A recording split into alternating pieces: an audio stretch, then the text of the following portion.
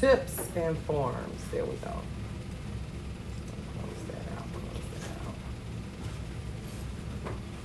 Okay. So hopefully everyone can see my screen here. Okay. So today, if you are not in the live right now, do not fret. We will have this on record. Okay, everybody, and you guys as well. If you ever want to go back, we'll be dropping this link into the Mind tab. Okay. So today we're going to talk about tips with acrylic.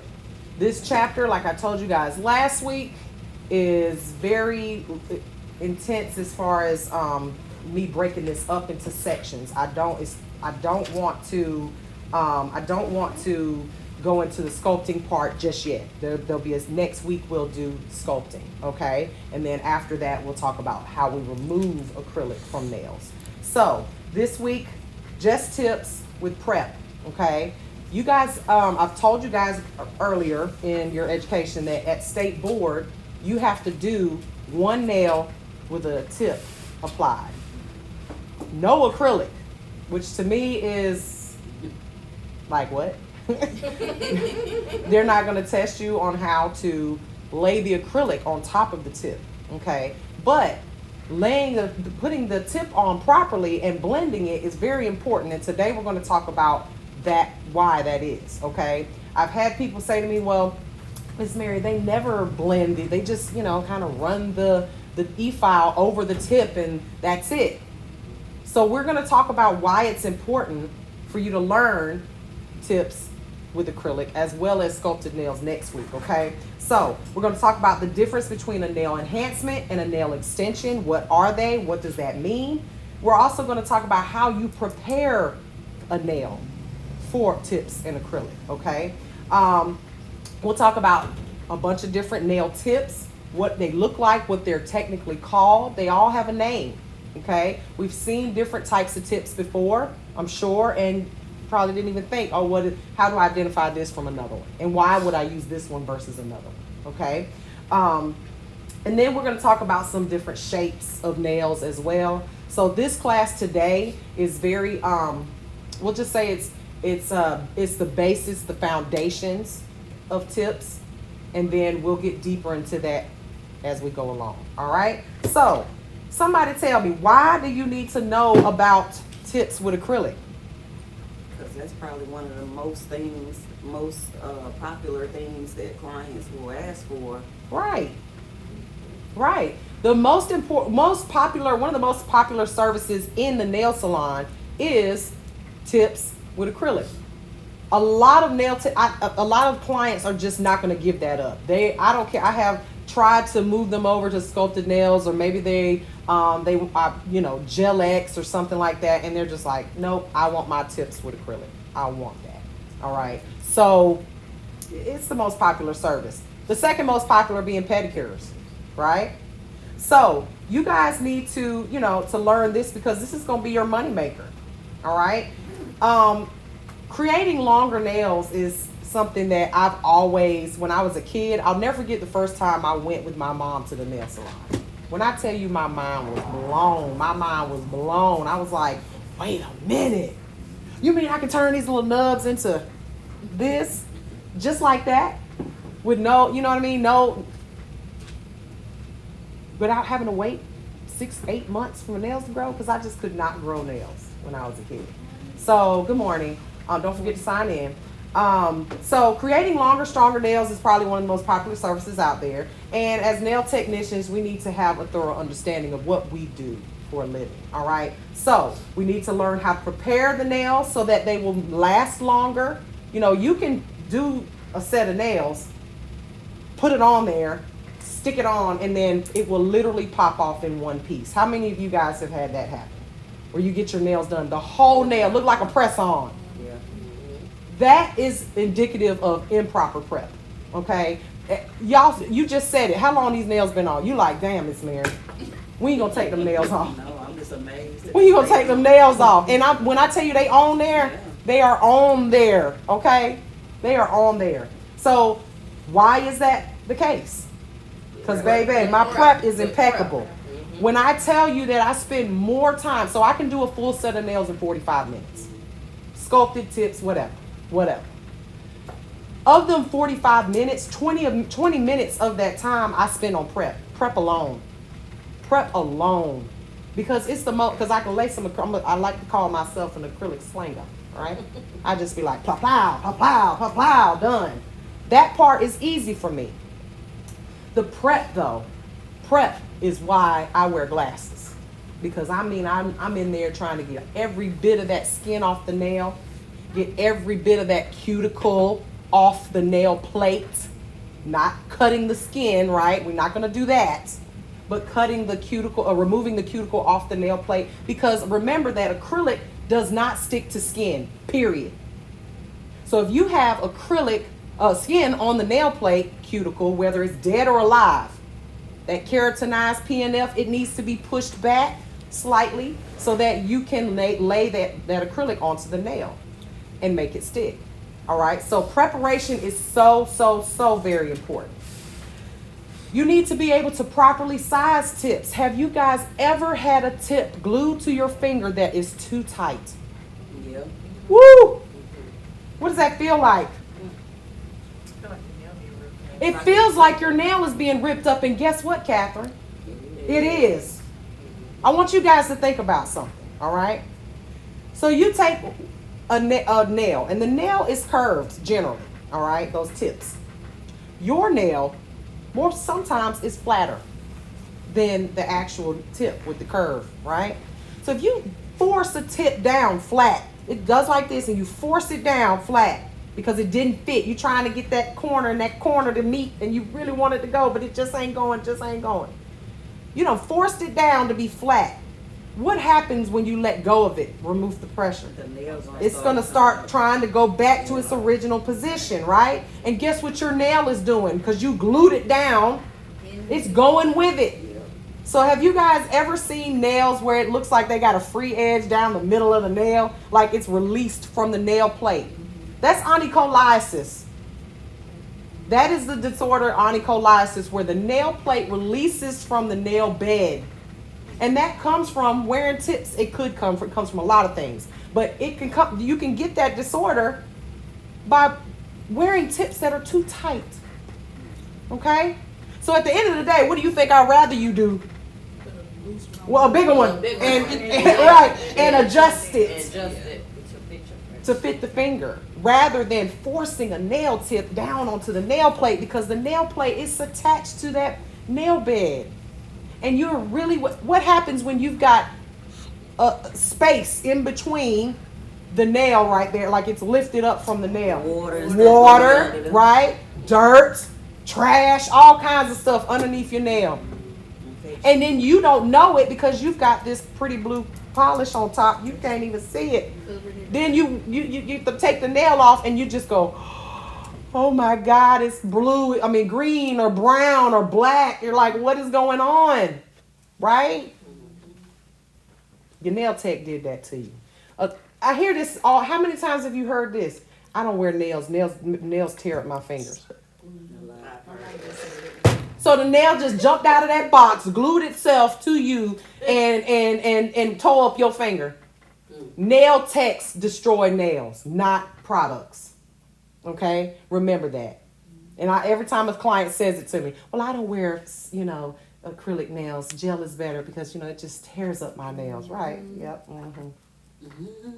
The acrylic did that to you. All right. So, being able to properly size the nail tips is very important. All right. Also, if you've ever worn a set of nails with a tip that's too small, what happens usually on the side right here when it gets bent or it catches on your hair or something like that? It just gonna break and pull off or snag. And so you really want that nail tip to fit perfectly from sidewall to sidewall. Does anybody remember what sidewalls? The lateral nail folds. Thank you, Jesus. Y'all be listening. The lateral nail folds, right? It needs to fit from lateral nail fold to lateral nail fold, sidewall to sidewall. If it does not, that's when you're going to have product breakdown. Okay? The nails are going to break. And at the end of the day, I go to you because my nails last forever. I'm getting my money's worth. My clients come to me because they're like, baby, let me tell you, if I go to Mary and I can't come in 2 weeks, I might could go 6. Now I be about ready to pop their hand. I know you did not come in here with no 6, 7, 8-week-old nails on, but then inside of me, I be like, Proud. you know what? You did that. I did that. Yes, I did.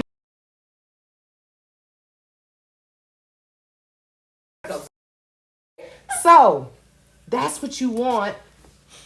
You don't want to be known as the nail tech that, I mean, she could do some designs, but I had a girl like The- that. I was going to her, but my nails, every time I got them done in a week, they was broke. because I mean, let's talk about it. But they were Really, so pretty, but it didn't last. if he's an artist, he could do some. He could polish something on some nails, and that's real pretty and all. But what happens when they pop off? Right. And then when they pop off in one piece, and your client comes back, they done glued the nail down with some nail glue, got air bubbles all under there. Then they come back with a fungus, and you're like, what happened? Oh, I glued my nail back on in one whole piece. That's not cute, and that's unprofessional. Let's be for real, okay? So the tips. It's very important that you're able to fit these tips to the client's nails, okay? So you need to know how to, well, we're not going to talk about forms today, but that's also part of this chapter, securing forms to the nail so that you can do that as well. We're going to talk about that next week, all right? So let's talk about the difference between a nail enhancement and a nail extension, okay? Anybody have any idea what's the difference between the two? An enhancement could be like the gel that we put on a couple weeks ago. Right. To make the nail stronger. Right? Without adding a tip, right? Okay. What's an extension? The tip. To extend it, right? So I like to say an enhancement is working with what you got, right? So me, you know, if I don't have the let's just say in women's terms, when we don't have the bum that we want, we go and we get one of those butt pads, some butt pads, right? But We enhancing what we got. Oh, he like, they got those? Yes, Yeah, baby, they do. baby. You got to make sure. Look, you got to and make lifters. sure. Lifters, When you right? get We're old, going you to need lift to- what we when got, you're right? old, you need the lifters. We take them little jock strap looking underwears and That's put it right. under our butt to lift it up. When I wear You know, dress, taking a padded bra. We get the A padded bra is an enhancement, right? Because we're working with what we got. But when you make an appointment with Dr. J or Dr. Miami, and you go and get some, that's an extension. That's an extension. Okay, you get what you're picking up what I'm putting down. Okay, all right. So that's the difference. When we do an enhancement, you might be talking about a gel nail manicure, a gel manicure. Yes, darling. Yes. If I go and get my book, will I miss it? Girl, go get your book. Okay. You ain't messing nothing up. So anytime you are just applying a product, let's talk about an overlay on your natural nails. That's an enhancement. Okay? But anytime you add something to the nail, adding that to the nail to make it longer, that's an extension. Everybody understand? Yes. Okay. So one of the most popular services that professionals offer are nail enhancements. That's what we do, all right, on natural nails. Everybody know the dip nails, right? As long as you're not adding a tip, that's an enhancement. So an extension, longer. All right, so using a tip or a form. How many of you guys have used forms yet? Sculpted nails. No sculpted nails yet. Ooh, this can be fun. All right, next week. Scary. So there are many reasons. Don't be scared. You know I'm going. Y'all say that every time, and then when you said that about dip nails, child. You said dip nails. I was scared. I didn't think I was gonna be able to do it. Now look at you. Look at y'all. Dip nails is fun, right? fun, yeah. All right. So in this chapter, we're going to talk about both, but today, again, tips. So there's many factors or reasons why you would want to do a tip versus a form, or a form versus a tip, or no forms at all because of whatever shape their nails are. We're going to talk about that today as well. All right. So we know what the difference is between an enhancement and an extension. All right. So how are we going to prepare nails? What is nail prep and why do we do it? To get the nail ready for whatever. Right. preparing you to get ready for whatever service you're going to do. When you go in to have surgery, any type of surgery, the doctor is going to have what they call pre-op, right? You got to go and get your blood pressure taken. You got to go get an X-ray. You might get if you just depending on your age, you might have to get a EKG to make sure your heart's in good. What pregnancy test, all of that, right? Preparing for your surgery. So what we do prep is getting the nail prepped and ready for the product that we're going to lay on it. Okay. So before you do any service, whether it's an extension or an enhancement, we're going to prepare the nail properly, okay, to ensure that it lasts. Now, you guys have learned how to do manicures. And why do you think it was the first thing that we did and why I harped on it so much? Because it's the start of every It is the service. start of every single service that we do. A client, I don't care who they are, they can't just sit down and get their nails done. You're going to have to remove the hangnails, and if you want it to look good, right? Clip hangnails, remove any of the cuticle on the nail plate, and that's something that we do with a manicure, whether it's wet or dry. Okay, so we've already talked about the anatomy of the nails, right? You guys remember all that? I think that's probably my most favorite chapter to teach. But you know that the nail is composed of keratin layers, right? And your nails is like a sponge. So this sponge needs to be clean and free of oils, dirt, moisture, all of that before we can put a nail on the nail plate. Why do you think you want to make sure that the nail plate is dry? So it gets to stick. Well, yeah, you definitely. And I don't it think the glue gonna stick on wet nails. That's a good one. Mm-hmm. But why else do we want it to be nice and dry and dehydrated? Because a lot of people ask me, why do we use a nail dehydrator? What is it? The oils in the nail. Right. There are oils in the nail, right? And a dehydrator is literally like it's got an actual name, okay? Butyl acetate. But at the end of the day, it's a very, very, very strong alcohol. So that alcohol, what does it do when we put alcohol on our face? Dries it out. One of the worst things you can do to your face, right? You don't want to do that. But on your nails, we definitely want it dry and free of oil. Because if it's oil on the nail plate, the nail tip will just pop off. Oil does not stick. I mean, it's very, very rare. And when I've made press-ons, that's one of the ways I used to make acrylic press-ons before we started doing these full coverage ones. I would put oil on my nail and then glue the tip down. It would stay just long enough for me to lay that acrylic. These were custom press-ons. And then you pull the whole thing off in one piece. The whole thing. So think about that. So when your client is sitting there, this is why it's important for you to educate your client. My clients know once I start prepping your hands, don't pick up that phone. Please don't pick up that phone. You're about to pay me upwards of $200 for these nails. Don't you want them to last? Mm-hmm. So you can sit there and you can eat your food while I'm doing your nails if you want to. I'm going to tell you, all right. Don't call me tomorrow when one of your nails pop off all in one piece because you sitting here while I'm doing your nails eating your breakfast. Eat it before you get here, right? Totally fine. But while I'm doing your nails and they'll sneak, right? You won't even be looking. You need to turn around and grab something. And then they... I ain't lying to you. I'm telling you, I done seen it. I done seen it. When I was in Africa, I had a lady sitting, she's sitting there eating fufu with her hands. I said, Madame, you can't chop while I'm doing your nails. With no chopping. No, you cannot. But they didn't know, So you got to tell, and then they're going to say, well, why? Tell them why, right? So another thing clients will do, and this is something that is just, they don't really mean to, but, they'll run their hands through their hair. Oil. Or they scratch it. Look at all this makeup I got on my face. I pick at my face a lot. Look at all this makeup I got on my face. They're just sitting there. Ma'am, look what you just did. Yeah. I just spent 20 minutes prepping your hand, and now you got Makeup Ooh. and everything. maquillage all over your hands. Ooh, that makes it bad. You love that makeup? I said, ooh, that'll make you mad. Yeah, it'll make you mad. Now I got to wipe that down, remove all that oil. So, with that being said, you got to keep an eye on them, right? You got to keep an eye, and you got to let them know why.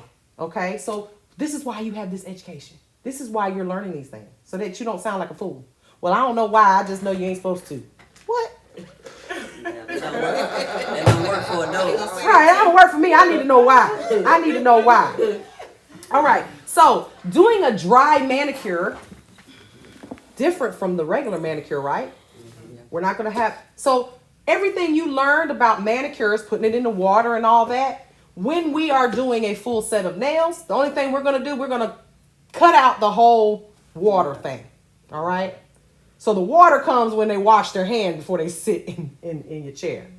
Now, you may have a client that has really, really stuck down cuticles, right? And you may have to put a little cuticle remover on there, push them back or whatever. You may have to actually do a whole manicure if they're bad enough.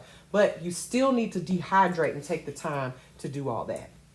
The steps are just a little bit different. We're definitely not going to oil and lotion the hands before we put nails on. We're going to do it in a different order. When will we do that? At the very end.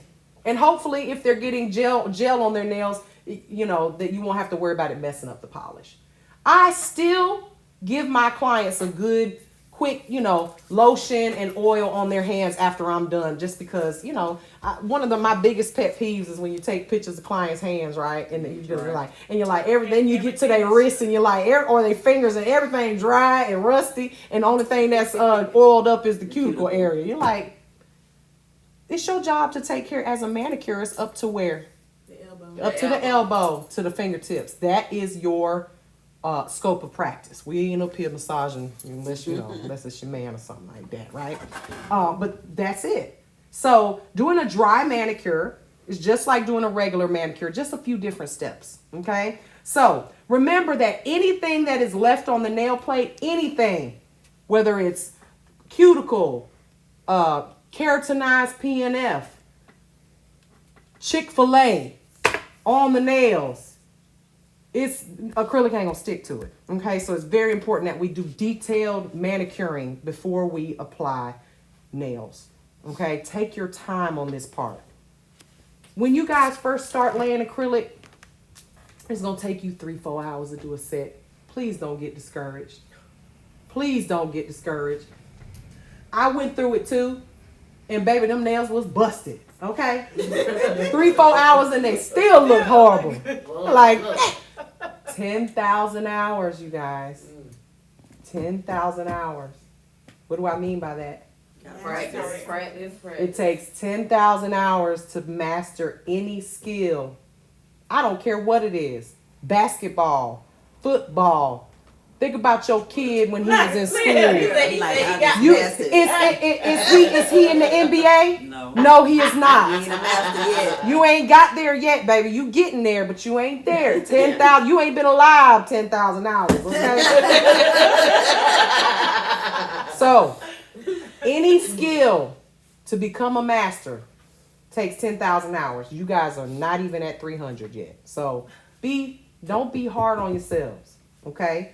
Practice, okay? So, detailed manicure. So the entire nail needs to be gently buffed to remove the compacted layers that create the shine on the nail. So, why is the nail shiny? Because of oil, right? And because it naturally is going to, usually if you're healthy, it's going to grow out with a little bit of shine to it. So here's the thing. You see these nail techs pulling out their e-file and just all over the nail till it's just destroyed. Yes. That's not necessary. It is not necessary to do that. You may see me, depending upon the client's nail condition, I might just use a gentle buffer. Because at the end of the day, all you need to do is remove the shine and the oil. And if you have removed the shine by etching it slightly, then the oil, you can be removed with alcohol or the dehydrator. Okay? So it's not necessary to do that. What product is necessary for you to destroy the nail?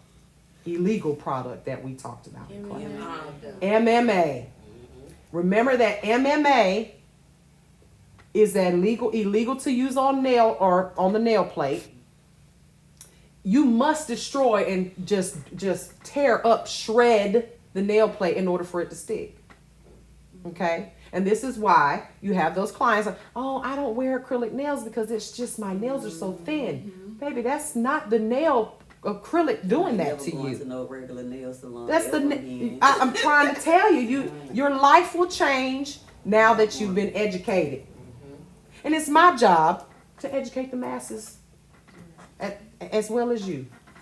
Because my job would be a whole lot easier if students came in here knowing just a little bit more than they think they already know. Right? You guys came in here and you were like, you know what? I watched on TikTok that you ain't supposed to have enamel on your nails. I heard Miss Mary said, I'm ready for this. You know what I'm saying? It would make it so much easier. I love seeing you guys' face light up when you learn this stuff. It's like, I know. And then hearing stuff like, I ain't never going into a regular nail salon. Like, what's a regular nail salon? Well, now you know what a regular nail salon is. I ain't never going back. And not only that, there's licensed nail techs out here doing the same exact thing. So let's be honest here. It ain't just the NSS salons anymore. Yeah. Right. But now it makes more sense why I used to be like, dang, all these new nail techs out here charging all this extra money. Like, why they charge so much? And then at the regular nail salons, you get a cheaper service. Well, it makes sense because the ones that do know what they're doing, they have education. Yes. Yes. I know y'all probably seen the TikTok going around of the girl saying, these nail techs getting on my nerves, charging this, and that. I went on that girl page. I said, you need to take this down. You need to take this. I probably got 500 likes on just my comment. I said, you sound crazy and you need to take this down right now. Well, why wouldn't they get paid? The hair, you used to get. She was like, I'm going to keep going to the chop shops because you new age nail techs just charging way too much. And you this, that, and I'm like, you just take this down. You sound crazy. You sound like a people lunatic. don't want to pay for their service. They want to try to go the cheap way out. But some people just don't know what they don't know what they're paying for. Value. Yeah, they don't know the value of what it is that they're getting. You know the value of what you getting when you lose a finger. And then they say it's unprofessional to go to somebody that's trained. Yeah. Like, honey, you like I said, the same thing with hair. You forget everything that you used to seeing in the nail salons because now with the education, first of all, you pay $3,500 for this education. Right. Somebody got to pay for that. Right. That's what I said. Somebody got to pay. You know what I mean? It's like, all right, I got to recoup my money. First, you guys got to recoup your money for school because you wouldn't need this education if you wasn't doing nails, right? Right. Hello. Hello. Don't get me started. Don't get me started. You know they say this nail church. We're going to take you to church. We're going to take you to church. Okay? Don't get me started. I'm going to start talking in tongues, y'all. Should have been a Honda. Start preaching. All right? So, now that we have etched the nail, right? And we're going to demonstrate all this stuff. Now that you have etched the nail, you need to cleanse the nail. Because you're going to have dust all over it and, you've got dust everywhere. The cleanser, what is it? Is it soap and water? No. It's not going to be soap and water when we talk about nails because soap leaves a residue, all right? So a nail cleanser is going to clean off the dust and all that stuff, but it's also going to remove some of the oils that are on the nail plate. And the way, I don't like to call out companies, right? I really don't. Because at the end of the day, I have a company as well. But some of y'all out here paying $25 for some nail cleanser, which is literally alcohol in a bottle. Okay? They put a little blue coloring in it. To make you think you got something right, special. and they call it, give it a fancy name. I make my own, okay? And when I make my own nail cleanser, I put it in a spray bottle like this, okay? This is my recipe for nail cleanser. 3 parts alcohol, 1 part acetone. That's a ratio. What does that mean? If I want to make a big jug of this, I can do 3 cups of alcohol, 1 cup of acetone. And then put your little food coloring and make it blue and put it in a bottle and sell it for $50 a bottle like the rest of the people. That's insane. Now that's the same that we're using to clean our brushes too, right? No. No. The brush cleaner is going to be acetone with a little bit of monomer in it so that you don't dry your brush out. Okay, and when that, as far as that recipe is concerned, I literally eyeball it because I usually just put it in my brush cleaner jar. Yeah. So I put enough to cover the brush, and then I put like a cap full of monomer in there. Okay. And that because you think about it, acid it's human hair, not human hair. Excuse me. It's not human hair. It is beaver hair or moose hair or something, right? It's hair. So would you soak your hair in acetone? No. Probably not. Unless you had Gorilla Glue in it. Y'all, that's what they had to do, right? Really? That's what they had to do to get that. Yeah, her hair is still short too. Acetone. They had and her head was horrible. They had to wait for it to heal. It was shouldn't bad. have She should never do that. She wanted to go viral. Right. That was crazy. Somebody Crazy. just You couldn't have been. You wild. couldn't have been that Gorilla stupid. Glue. You know how strong Gorilla Glue is. But all this is, that's all it is. And this is what after I etch and do all my etching, I'll spray this on their hand or put it into a little bit, a cotton ball or a white, not lint-free white, and wipe away the excess dust. Again, you guys are going to get to see me do this today. Okay. So, nail cleanser, they're used to remove the surface debris and the tiny amounts of oil on the natural plate. All of that stuff can cause lifting. Okay. How many times they ever use a nail cleanser on you in the NSA? They don't. They don't. They don't use it. They don't. itch it and Well, slap I mean, and slap that tip on Unless there. they consider their nail cleanser putting the alcohol on your finger.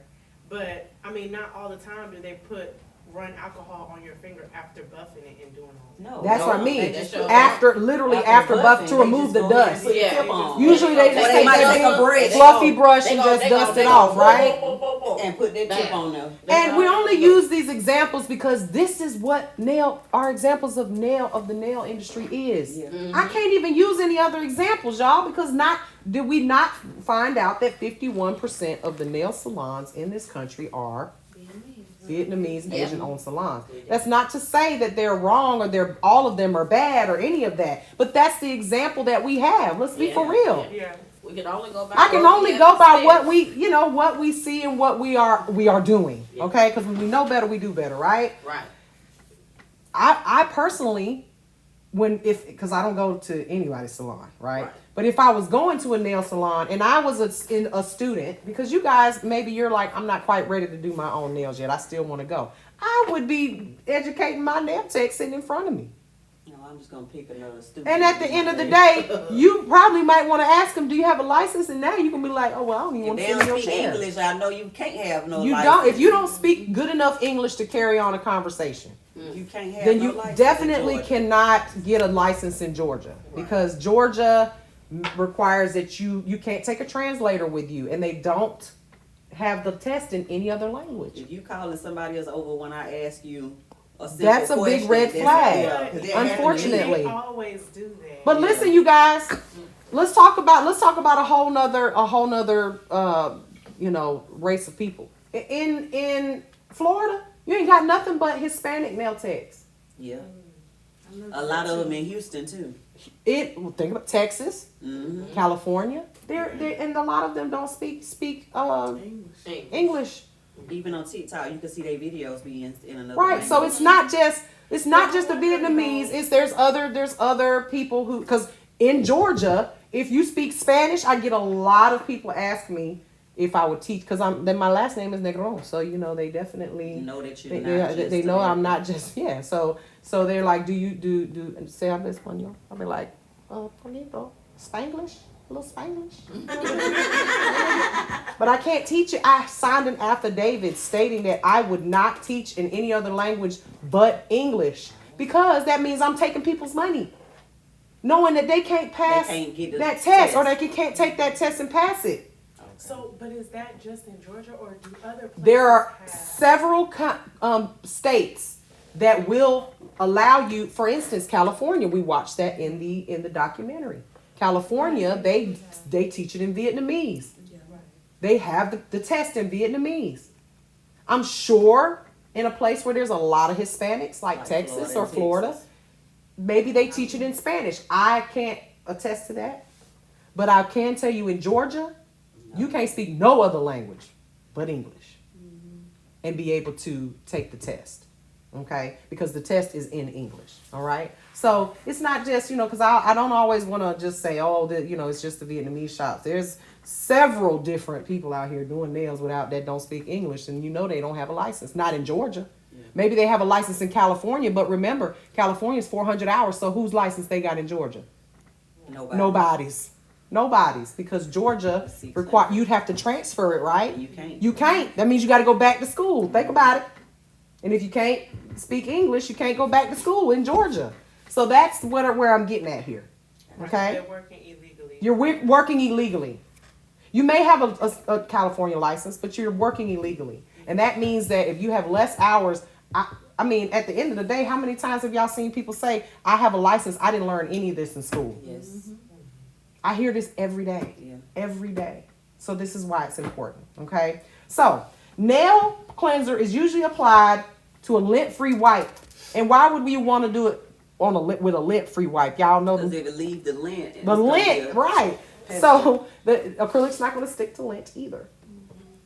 Okay, so using it to scrub the surface of the nail and the lateral nail folds to remove dust after buffing, because that can prevent adhesion. Okay, so you're also going to need a nail dehydrator.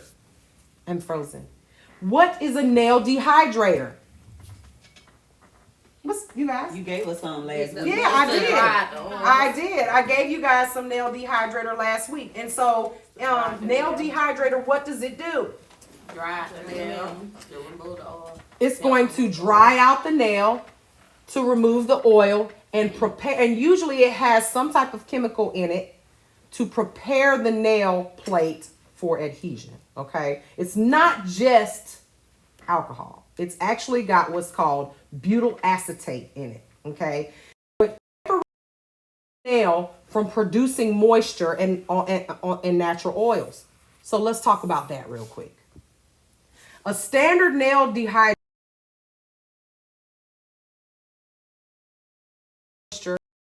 oils from production. How long does it stop the oil and the moisture nail production? 10 minutes. 10 minutes. So I just told you guys that it might take you 2-3 hours to do a set, right? Mm-hmm. So that means if I do my prep and I've etched the nail, I've removed the dust with the cleanser. Now I'm going to apply my dehydrator and primer, right? Because the dehydrator comes first. What if it takes me an hour to do this hand? Bless y'all. You got to reapply. You got to reapply, because then you're gonna. This is a problem that I hear. Well, my left hand on my client, it did really good. But then she lost every fingernail on the right hand, or it lifted a lot. Why do you think that happened? If it took the nail tech a lot of extra time to get to that other hand, so we got to reapply. So I, have been doing this a long time, and I move pretty fast. But you may want to apply your dehydrator and primer one hand at a time. Right. Okay, so now that you have this education, you can troubleshoot what's going on with your nails. If a client walks in and they're like, you know what, Tina, my left hand, just every last one of these nails lifted. I don't understand. Well, you can also go back to your appointment back and say, well, you was eating Doritos the whole time I was doing your nails. Licking your fingers. I told you not to do that, and you did it anyway because you do what you want to do. Or it could have been you. It may have been you. But troubleshooting is very important. And in order to troubleshoot, you got to have a little bit of information, right? So you want to make sure that your nail dehydrator is applied liberally. Liberally. What does that mean? Don't be generous. Don't be stingy with the dehydrator. So you guys, when you see me do it, I dehydrate twice. You can dehydrate 10 times.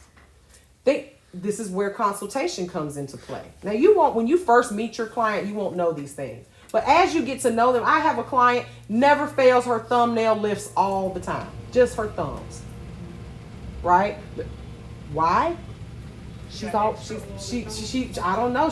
It's just that I just know that those two thumbs always have an issue, right? So I just do extra attention to those thumbs.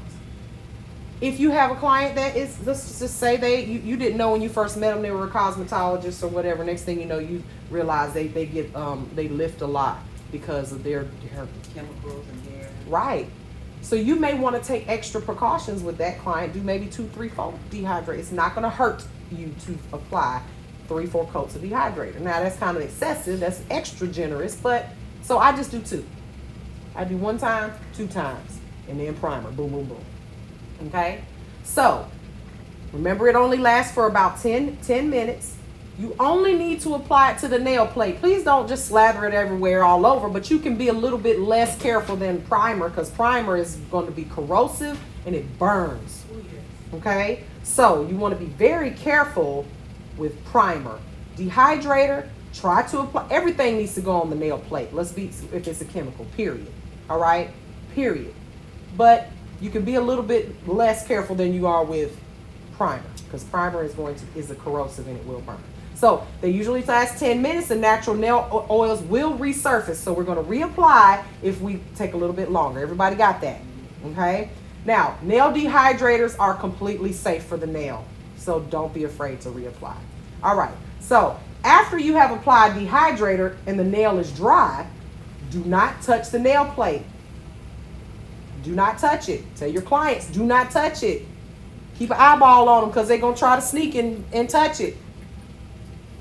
Playing around with their phone the whole time they're getting their nails done. Come on now. Anybody ever looked at their phone? The screen on it? Mine got makeup all over it. I mean, I don't do a whole lot of talking on the phone, but it's definitely oils from my fingers from touching the phone. So that's another reason why you want to keep an eye on them. So you don't want to touch the nail plates again or allow the clients to rest their hands against their face. Touching the prep nails or getting makeup, moisturizer, anything can cause lifting. Everybody got that? Okay. So let's move on. Now let's talk about different types of nail tips. Okay. Once the nails have been prepared, you need to decide what type of nail tips you're going to use. Anybody, so when it comes to nail tips, we have a bunch of different kinds, all right? So we've got tips that have a well on them, well-less tips, full well, half well. What does that mean? Anybody know? Well, first of all, what are tips made out of?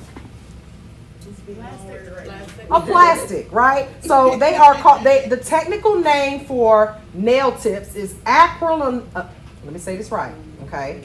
Acrylonitrile butadiene styrene. Say that 10 times fast, right? Otherwise known as ABS plastic. You will see that on the ingredients for nail tips. Acrylonitrile butadiene styrene. You guys need to know this simply for the state board, okay? But they are plastic. We gotta know to say that at the state. No, please don't know how to say it. Just know how to identify it. Don't say nothing at state board. Don't you say a word at state board. Not one word on the practical. Please don't talk to them people. They be like, we're not gonna talk to them at all. We show the lane. you're gonna sit there in silence at the state board, okay? Now, let's talk about because I'm about to make some people mad. Make them mad. You know, I don't care. Argue with your mama. Argue with your mama. Don't argue with me. I'm looking at the book. All right. Don't come for us. Don't come for me, because I know my stuff. I know my stuff. So, when we talk about nail chemistry, and we're gonna talk about that in one of these days. Y'all here for a while, right? Yep. Let's talk about it. Gel-X. They market their tips as soft gel. Soft gel. But we as nail technicians know that all of these products are acrylates. What is the first word in ABS plastic? These ABS tips. Acrylon, right? Yep. Which means that there is acrylates in it. So that means that, because gel is an acrylate. I know that it's like honey or the consistency of honey, right? Acrylic is obviously an acrylate. So all of these things are the same. Let me give you an example. When it snows outside, what is that snow? It's water. It's just frozen, right? When we drink this, if this was water, what is it? It's still H2O, right? Steam, water. It just takes on a different form. So all of these things are acrylates. All acrylic, gel, tips, they are plastic. This is an acrylate. This right here is an acrylic. It's just a hard one.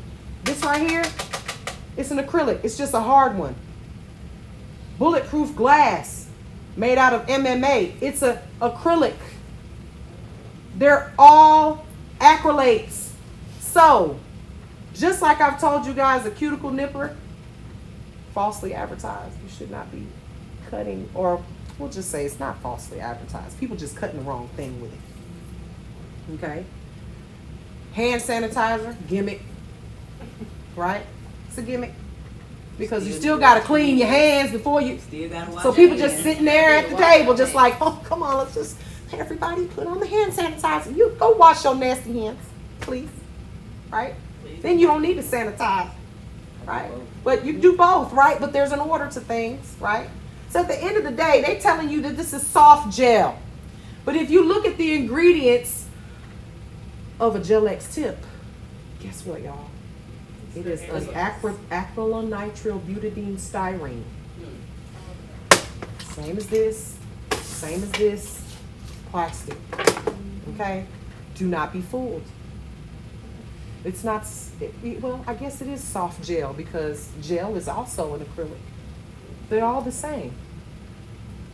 It's all the same, all right? So, they're adhered to the nail with a little extra length to add support to the additional nail enhancement products. So, with that being said, good morning, sunshine. If you use tips, you're gonna need a layer of nail enhancement products over the entire surface, okay? What do we usually use? What are we gonna talk about today? We usually use a glue. We're gonna use nail glue to adhere it. But did you guys know you can also adhere tips with gel? Yes. You can adhere, like what do we do with Gel-X? Oh, wow. Yeah, I didn't until they made that Gel-X. I mean, isn't that how we adhere Gel-X? Yeah. You could use gel. What about acrylic? You can use acrylic. You can use. Do you not adhere acrylic to your nail? Yeah, you can use. Yeah, you can. You can. You can use because they're. Did you not just hear what I said? They're all the same. Okay, so doing this when you just laying it over the tip is considered an overlay on a tip. Okay, so you will hear that. That's the professional way of saying it. But you've gotten so used to hearing overlay, you think overlay just goes on your natural nails, right? So a tip with an acrylic overlay. So that's what you would call it, all right? So many nail tips have a depression in them. So you've seen those with your tips, your typical tips, right? So a typical tip is going to have what we call a well. Pass those around to them ladies. So you see what a well looks like. It's going to be that little like horseshoe shape, and this is a toe tip, you guys. That's what they call these toe tips. I don't put tips on nobody's toe, but this was an extra large. I do have some clients, some male clients, as a matter of fact, that wear extensions and they have very wide nail beds because they're big. Their hands are bigger. So this is a very large tip, but if you look at that, you'll see that there's a well in it. It's like a U-shaped depression in the nail, okay? So that well serves as a point of contact for the nail. For you put the glue there, and then that's where you want to lay the tip, all right? Oh, just for that well. But they have also what we call well list tips. So, do you have to have these? Does it matter? It's all preference, okay? It's all preference. Some people like 20-inch hair, some people like 34-inch hair. It's all about what you like, right? At the end of the day, it's your world, baby girl. You choose. With the well-less tips, Yeah. Cass. So if we are live today. So if you're gonna be, do you Oh, no, mind? I'm actually just You doing just, manicure. oh, good. Yay. Okay. Just wanted to make sure so we don't be too loud, because it picks up everything. But Your, hmm? the things that I showed you the other day, still Uh-huh. right there. Oh, okay. Perfect. All right. So thank you so much. with the well-less, if we're putting the glue where the partial well is to apply the tip, where are you gluing one that doesn't have a well? Anywhere. Okay. Anywhere. So think about it when you got clients that are nail biters. Where do you apply the, They ain't got no tip to apply. right? So, So a wet that and think about this. What about people who have damaged their nail, their actual natural nail, and it's not that perfect round shape? These ain't gonna help you. The well ain't gonna help you, Okay. right? But also think about this. With sculpted nails, you ain't got no well, Right. right? So don't let these wells and well lists and all that stuff get you to like, oh, well, I gotta use it. I gotta stick it right here and it's hanging off the edge and all that. None of that matters. What matters is that the tip fits from, Sidewall to sidewall. period. Okay? And there are instances where you may have to customize this tip. You may have to trim the edges and the corners and all that stuff. That's why I don't like tips. Because I can slap a form on you and boop, and that nail done. By the time you done did all of that Yeah. to make this tip fit, I done slapped some nails on and done. Already done. Okay? When I first started doing nails, we didn't have this. 25 years ago, if they had them, I didn't know nothing about it. Because I was a 12-year-old nail tech doing nails in my kitchen on my mama and me and my friends in school, right? We didn't have no tips. We didn't know nothing about it. And then the only tips I ever saw were those full well tips. Yeah. Okay? Cass, since I got you here, will you do me a favor and bring me the full well tips so that we can talk about those real quick? Because at State Board, you have to use full well tips. Now, do not confuse full well tips with full coverage tips. What is a full coverage tip? Covers everything. A press on. It's Yeah. like a press It's a press on. It's the whole nail. Okay? Half well tip, U shape. Full well tip. They're in that box. They're just look for that box with the and they're probably piled on top of each other. You see them back there. We go. So full well tips are about, and we need the full coverage too. So I'm gonna show you guys the difference between the two. Thank you, baby. Okay. So full coverage. Full coverage is your press on. All right. These are the ones that you guys use for your hands, right? And this is the full nail that looks like a little short nail, right? Covers from the cuticle area all the way to the tip. Now a half well tip, because I want you guys to remember this. When you go to State Board, you try to go rogue and take your own kit. Make sure you take these and don't come in here and ask me for none. Make sure you grab some before you go. This is a full well. You can't find these just anywhere. You're going to have to go on Amazon and buy them like I do. Because I can't find full well. So full well looks like it covers half the nail, literally. I love these tips. Let me tell you why. Because not everybody, like I said, has that horseshoe perfect shape to lay that nail down with the little well depression. And what they call that is a position stop. This is called a position stop. So it's going to guide you where to put the nail, where the glue goes versus where it doesn't go, so that you're not just shoving this off. Because I've seen that people cover the whole nail with these. And I guess you could, but there's better other options out there. There's other options out there, full coverage tips and all that stuff, right? At the end of the day, you got to etch this and blend it. This is what you're going to learn today. And at state board, you have to blend this tip. That whole well right there has to be blended down to the glue. And why do you think that's important? To prevent so that way it's all running smoothly. Right. Well, you want it to be smooth, but also remember, this is just a guide. If I could do a sculpted nail without this, you may have a whole lot more strength. Okay, let me give you an example. You break a mug, a coffee mug. The handle comes off. Clean. So what you're gonna do, you're gonna say, you know, I got some Gorilla Glue in my drawer. I'm gonna glue that thing right back together. Gorilla Glue. Don't use that. Regular glue, nail glue, right? I glue the tip down. Now, I didn't etch it, I didn't prepare it because, you know, it broke off clean. What happens when you drop that thing again? It's gonna break off Right in the same spot. It breaks in the same spot. Probably clean, just like it was, but still see the little glue that you put on there. Right? Because you didn't etch it. You didn't do any etch, you just put it back on. Same thing happens with a tip. This is an extension. So when you glue something down, remember, slick to slick does not stick. I say that to you guys all the time. You gotta etch. You must etch this plastic shiny tip. We etched the nail, didn't we? Yeah.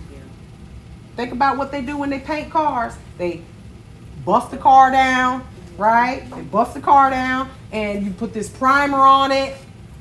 Primer. And it's usually a gray color, and it ain't shiny at all. Because if you did not have that, and then you polished that or painted that car, the rain gonna come and boom, it's just gonna wash right off. Okay? So when it comes to this tip, you must etch this shiny plastic. Well, that tip is gonna be weak in that spot, just like it was weak on that mug that you glued back together. And now it's just gonna pop off. And you guys have seen it happen to your nails. It's happened to me. When you break the nail, it's like the tip just right there where they glued it. So when you blend it, you want to blend it down and to make it look like that nail grew out of your hand. Okay? Because if there's a line of demarcation, that is where the nail will be weak. That is your weak link. Right? Right? Think about, you know, a chain is only as strong as its weakest link. That you got one weak link in there, that's the one that's gonna go. That's where it's gonna break. So you want to etch everything all the way to the tip. Now there's a lot of nail techs. I don't etch. That's good for you. Great. But I don't want to ever have a chance that my client comes back with that. Do it right the first time. You won't have to fix it the next time. Okay? So etching the tip is very important. When you have a full well like this, you got a large well that you have to etch. All right? So this is what they want you to use at state board. But I'm going to tell you right now, the reason I like using full well tips is for those clients that do have damaged nails. Think about the ones that bite their nails, or maybe they broke the nail really, really low on one side and the other side is nice and straight, but then it's broken down low. How are you going to fit a half well tip on that? The one side is going to be flapping at you. It's not sticking to anything. So a full well tip, it covers most of the nail, and it's going to give you that sidewall that you need, because you're going to need a sidewall on both sides of the nail. How are you going to do that if the client has a damaged nail and it's shorter on one side and the free edges, the sidewall is not attaching and making contact to that nail? Can't do it. I love these tips on people with damaged nails that don't have the prettiest nails. Think about the ones that have, they just ever take your nails off and they doing this. They throwing up gang signs and stuff, like one side swooped up, one side's kind of, because the nail had, you pulled it off or ripped it off, or they took a tip and went under there, and next thing you know, your nail is all misshapen. How are you going to lay a nail flat and smooth if your nail is wompy in all different shapes? It's nearly impossible, okay? Make your job easier, right? So remember when we practiced on the paper? We practiced on the paper and the paper was nice and smooth and flat. What if that paper was misshapen? Laying that acrylic would be a lot harder to get it nice and smooth, right? So we want to have a nice smooth surface when we're laying our acrylic. Now I can work with anything. I can lay acrylic on a mountain, doesn't matter, and smooth it out. But in the beginning when you're practicing, it makes it easier for you to lay acrylic on a surface that's nice and smooth. Also, you guys learned dip already, right? Some of you learned dip. Think about this. If your nail was not smooth and you applied a tip and then you brush that gel on there and you've got a hump here and a divot here and then you sprinkle that on, guess what's going to happen? As you build it, it's going to build up with a lump in it. So you want to blend that tip down so that when you lay your gel or lay your resin and you pour that acrylic over it or dip it if you're doing the nasty, right? That you have a smooth surface so that the nail comes. You want to lay your acrylic. Here's another one of my Mary-isms, right? Lay your acrylic like you don't have a file. Lay your acrylic like you don't own an e-file or a hand file. And if you do it that way, have that in your head, it's going to make it easier for you. You ain't going to have spasms in your neck when you're 45 like me. Well, 41, like me. From E, because I didn't always have an e-file. I didn't get one of those well into my nail career. I was hand filing everything because you can. Okay? But we want to work smarter, not harder, right? All right. So your well list tips, an example of that, is going to be one of these. Do me a favor, Jeremiah, since I got you here. Pass a couple of those around so they can see.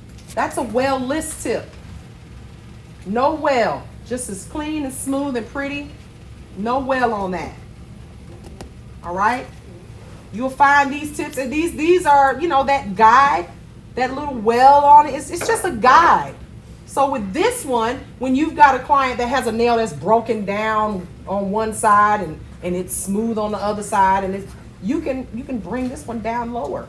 Is that why they usually like to go ahead and, if you do have nail, they like to go ahead and clip it down some before they stick it? Well, you need to, and we're going to talk about that when we get ready to apply these tips. Okay? So, that's a well list tip. Has no wheel, no well, no position stop, and this nail can be attached anywhere and however it fits. Okay? But at the end of the day, in Maryland where I live, we sculpt nails for a lot of reasons. They're more expensive.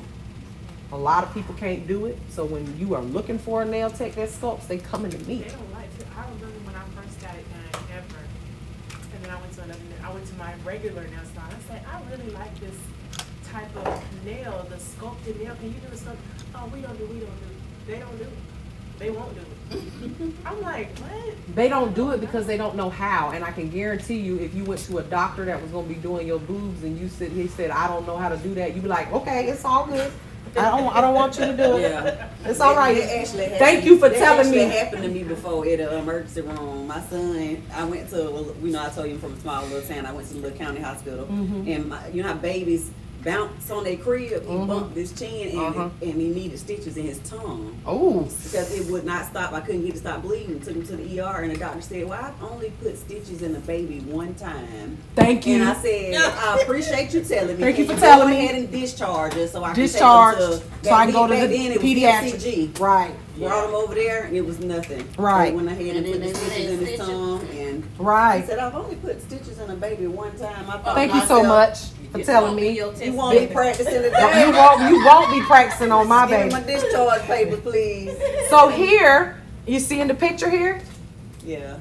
well list, full well, half well. Okay? That's the difference. All right? So, full coverage, press on. Full nail. Okay? No wells at all, just the shape already in there, all of that stuff. All right? Now, French tips, those are the white ones. And I can tell you, they just not, I like my smile lines to smile big like my man. I want them like, whoo, big old smile. Them French tips that they got nowadays, they kind of like, they're a little sad if you ask me. They not, the smile line is just not happy enough for me. So, it's your world, do what you want. If your client likes, you know, smile lines that are looking like that emoji where their mouth is straight like them, get that. But they do have French tips that are white, so it makes it easier for you to apply. All you got to do is apply clear on top of it. Call it a day. Me, I'm going to put those down and I'm going to lay the pink right over that white to bring that smile line up. Another highly advanced technique, but you know, at the end of the day, I'm a sculpting. I'm sculpting a pink and white. And you guys had it on your paper to practice that. Okay, those smile lines were just not happy enough for me. I like mine deep. I like them deep. That's Unless just you a preference. The little French tips that's where it's not deep like that. It's more for a shorter nail anyway, right? No, If it's a real short nail. So you got to think about it. They're literally just like, I don't know what happened. I mean, I know they look like tips. They're literally just like the half well here. They're like the half well tips, but they're white. Yeah. Okay, so the well, meaning how deep, when I say a deep smile line, I want my wells to be like literally a U shape rather than like I don't even know, like. They look almost like a straight line. Yeah, almost. But I was just thinking that the only time that those look decent is if it's on a really short nail. You're right. And I don't if it's gonna be a French tip that short, it just don't look right to me. It looks funny to me. But you know, everybody has their preferences, right? So nail tips come in many sizes, many shapes. Let's look at these. These are mine right here, right? Because you guys loving these. Ooh, child. Y'all know I can't stand the sound of my own voice. I don't know what's going on. Tripping. He tripping. Okay. Look at me, like, I don't want to say nothing else. Okay, all right. You know I can't stand it. It drives me crazy. So nail tips come in many sizes, colors. Y'all been to Johnny's, right? Mm-hmm. You went yesterday. Did you see? Remember the tips they had with the glitter on them and all that stuff? Love those. Let me tell you what I love about them. I only use them for one thing. I don't have none because at the end of the day I'm gonna sculpt it, right? They're great for like ombre. So if you want a glitter tip, and you ombre is the blend, okay? You want to get one of those pre-made tips with the pre-made glitter on them and all that stuff. Glue that bad boy down, and you do some pink ombre in the back or a white ombre in the back. Oh, so pretty, so pretty. But me personally, I'm a sculptor.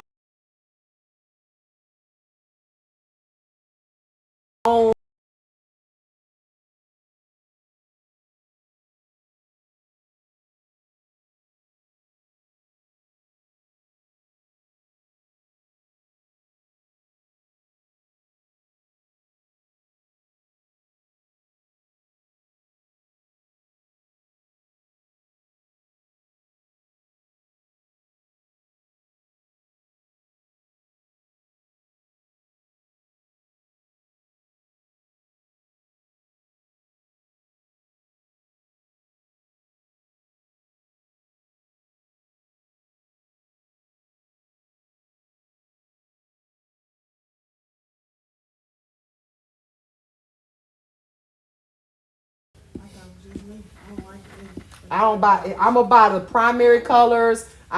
Or colors that don't have any shimmer, glitter, none of that. Because if you want shimmer and glitter in my chair, I'm gonna give it to you, baby. Trust me. And it's gonna be raw, unadulterated glitter. You will not be complaining about no glitter, bling bling on your nails. Can you make like your own holographic nail? Or Yes, does it have to be yes, with chrome. Too many options these days. Okay, chrome application. All right. So my tips that I have here, these are well-less. They're well-less, and they mimic sculpted nails. What does that mean? Yeah, like that the C shape curve. at the That end. C curve. You just can't get that C curve with any old tip.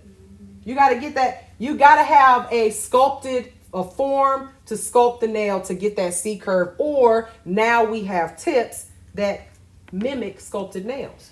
I got some tips like that at home, and when I was looking at them, when I was using my mannequin, they do not get on that mannequin. Because you know why? That mannequin's hands is flat. Yeah.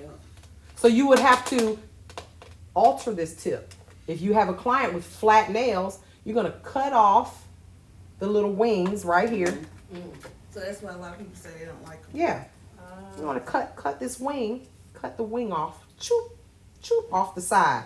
Okay. Your contact area is going to be smaller, and then you'll be able to apply that tip. Okay? That makes sense. Because I was Yes. like, dang, I done bought these. You can't I use got them. like 2 boxes, and I said, I feel like I can't even use these. Those mannequin hands are, Yeah. But on my but real for nail- practice on your nail, it.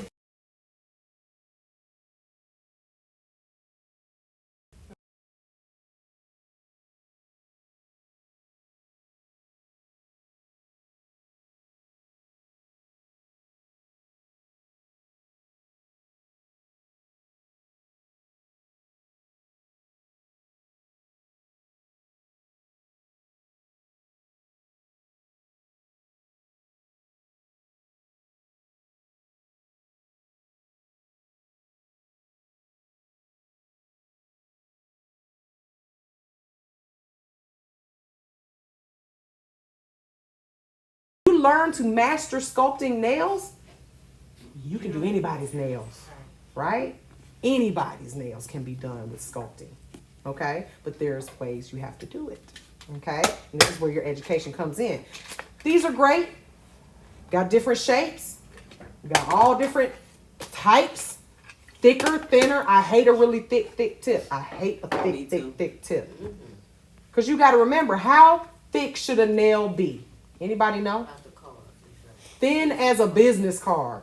Look at these. Are these thick? And these are Gel-X, and I've had them on for 3 weeks. How thick is this nail? It's thin as a business card.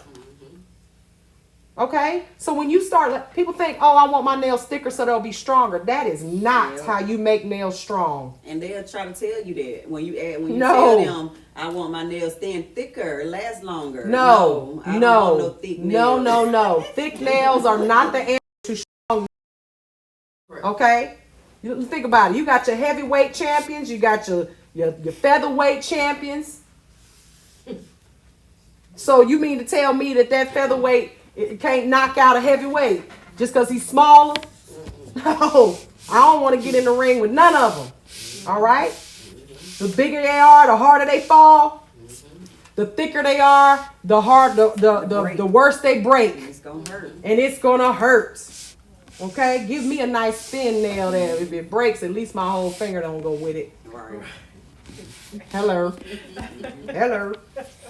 And thick nails, do you want your nails to look real or do you want them to look fake? Real. Right. Nobody wants to walk around with no big bubble butt and chicken legs. That you know they had a BBL, right? Y'all know I want a BBL so bad. Go ahead and do That's why it, I Miss keep talking Mary. about it. Go ahead and I do want it. one so bad. I was told I don't. She don't need need it. that. You don't need that. No, You she don't don't. need She's it. beautiful. I the keep way using she it as an is. example, but you want to. If I go get it done, guess what? I'm gonna make sure I pick a doctor that makes me look like I was Proportion. born with that butt, right? Right. I don't want people going, "Oh, girl, I like your BBL. Who was your surgeon?" Right. Looking like, dang. Well, bro. dang, how fake you does ain't my my butt look, right? That's the Like same you, my thing with the business, I don't like wigs. that. Right? You can tell when somebody got a wig. Yes, on, you can tell. want- You're like, who did your wig? You want your wig to look natural, don't Yeah. as natural as possible. That's why we went to the lace fronts, right? Right. Y'all remember the wigs of yesteryear? Yep. Oh, God. Y'all remember? Y'all know the Medea wigs? Oh my goodness. And that Oh, was my the grandma. upgrade now. Her new, The lace. So at the end of the day, you want it to look real, right? So thicker, it does not mean stronger. Thicker does not mean stronger. Okay. So many types of tips out there. It's your world. Do what you want. Work. Try everything. Don't ask me which the best tip because I'm gonna tell you mine. But they might not be the best tip for what your client needs. So learning to sculpt, again, very important. So our class next week is sculpting. We're going to get right to it, okay? So, also, remember what I said earlier? These are toe tips. I don't put acrylic on toes, but I need these on for the extra large fingers. These only come in 9 sizes, maybe 10. What if you got a client with a big finger? That would just piss me off. Yeah, it's gonna make you mad when you.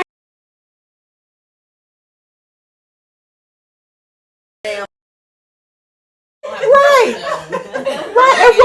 And what if you don't know how to sculpt? You in trouble. Oh, that You in trouble. boy. Somebody gonna be mad. Client gonna be mad. What you mean?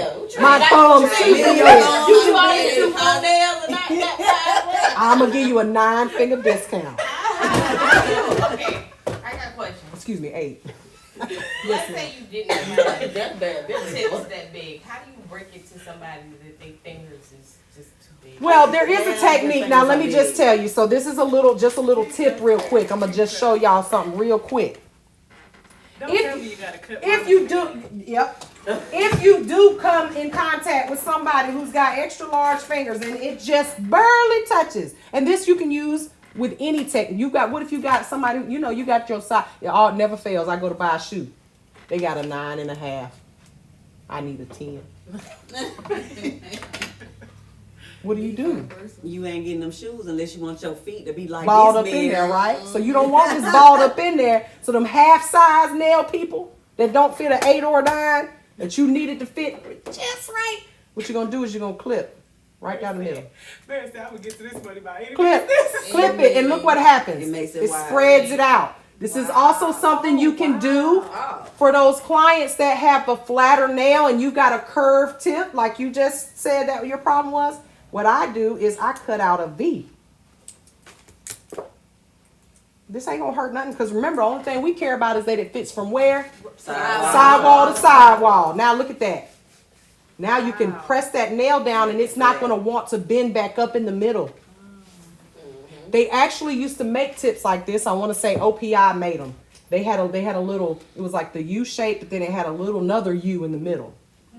For those clients that had flatter nails. So see that? Now I can trim this out even more if I need to. Trim it out even more. And now when I press this out to make it wider, because now the tip is spreading, it's not going to want to pop back up and cause that tightness that you see in a nail. That was a free one for you. You're welcome. Oh yeah. Okay? That was a free one for you. You're welcome. All right? So, again, sidewall to sidewall. Using a tip that's not wide enough to fit the natural nail will cause a glitch and unevenness. All right? So, nail adhesives. Let's talk about those. How are we going to glue this nail down? Typically, we're going to use a nail glue, right? And there's several different types of nail glues out there. Now, what is nail glue? Is it resin? Oh, well. It's a resin. A resin is a nail glue, okay? I have this resin. This is my duo resin. It's the reason I call it that is because you can use it for more than one thing, okay? And a nail glue is going to be the actual term for it. Anybody know? A cyanacrylate. What are you hearing there? Acrylic. Oh, hello. Acrylate. What did I just tell y'all?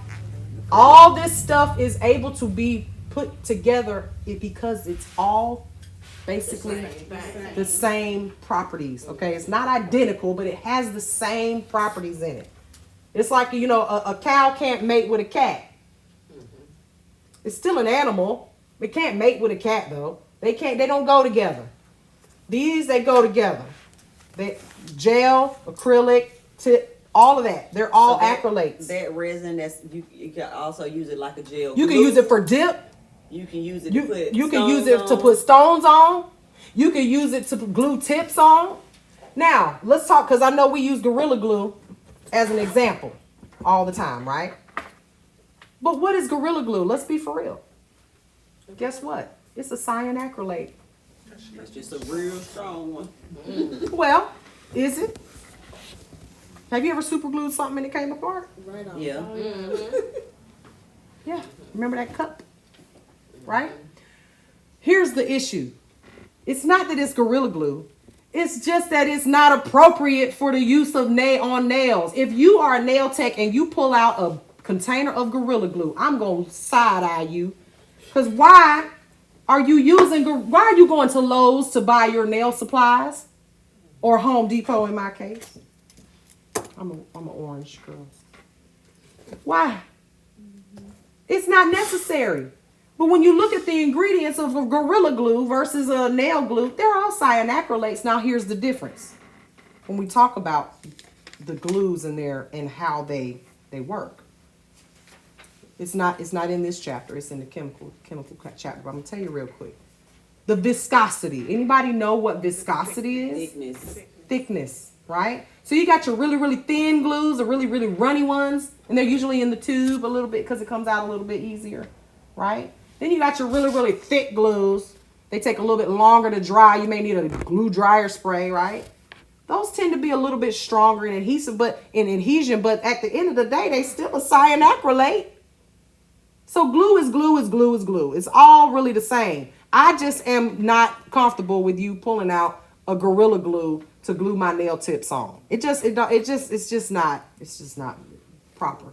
It's Now, not the with way it that should type be done. of glue, with that resin, that dual resin, in order for that to actually stick to anything, you have to use the lamp, right? No, this air dries. Okay. All cyanacrylates, resins, glues are air dry. Okay. This is why. So with traditional dips, you guys learn how to do dip with gel. And I taught you that because, first of all, these glues, they air dry. It's so much easier to do it with gel because you have time. With a cyanacrylate or a resin, you might brush this on just like you brush your gel, and by the time you dip it or pour it, the glue done dry. Okay. Done dried already. Now you got to work with this humpy, lumpy, whatever. Go back, do it. Because what is dip systems generally if you're not using gel? This is where the clients get it all messed up. They're like, I like dip. I like dip better. Well, what is dip? It's acrylic. It's acrylic. It's a regular old acrylic with glue. Any child could do it. There's no skill involved whatsoever. If you can polish, you can do dip. So why on earth are they charging more for it? My monomer costs way more than a bottle of $7 glue. Okay? So I ain't doing dip because I can slap. I'm an acrylic slanger. I'm going to slap that acrylic on so quick and so smooth and so nicely that you ain't going to know the difference. But clients are fooled into thinking that dip is better for them. I will never forget when S&S first came out. They had the nerve to say it was organic and that it had proteins, and I'm like, what? Can we eat it? I mean, am I going to be eating it? So what do I care if it's got vitamins and minerals in it? For what? My nail ain't soaking it up when the first layer is nothing but glue. Come on, people.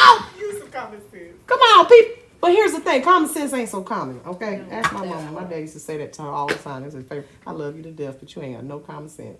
Smartest woman I know, master's degree, ain't got no common sense. This common sense is not so common. Yeah. Okay? So, dip nails, acrylic nails, they're the same thing, adhered with glue. Now, when we apply tips, you want to be sure that you're not using too much glue because your tips won't stick. Have y'all ever had that problem? You're like, I done etched it. I did everything I can, will not stick.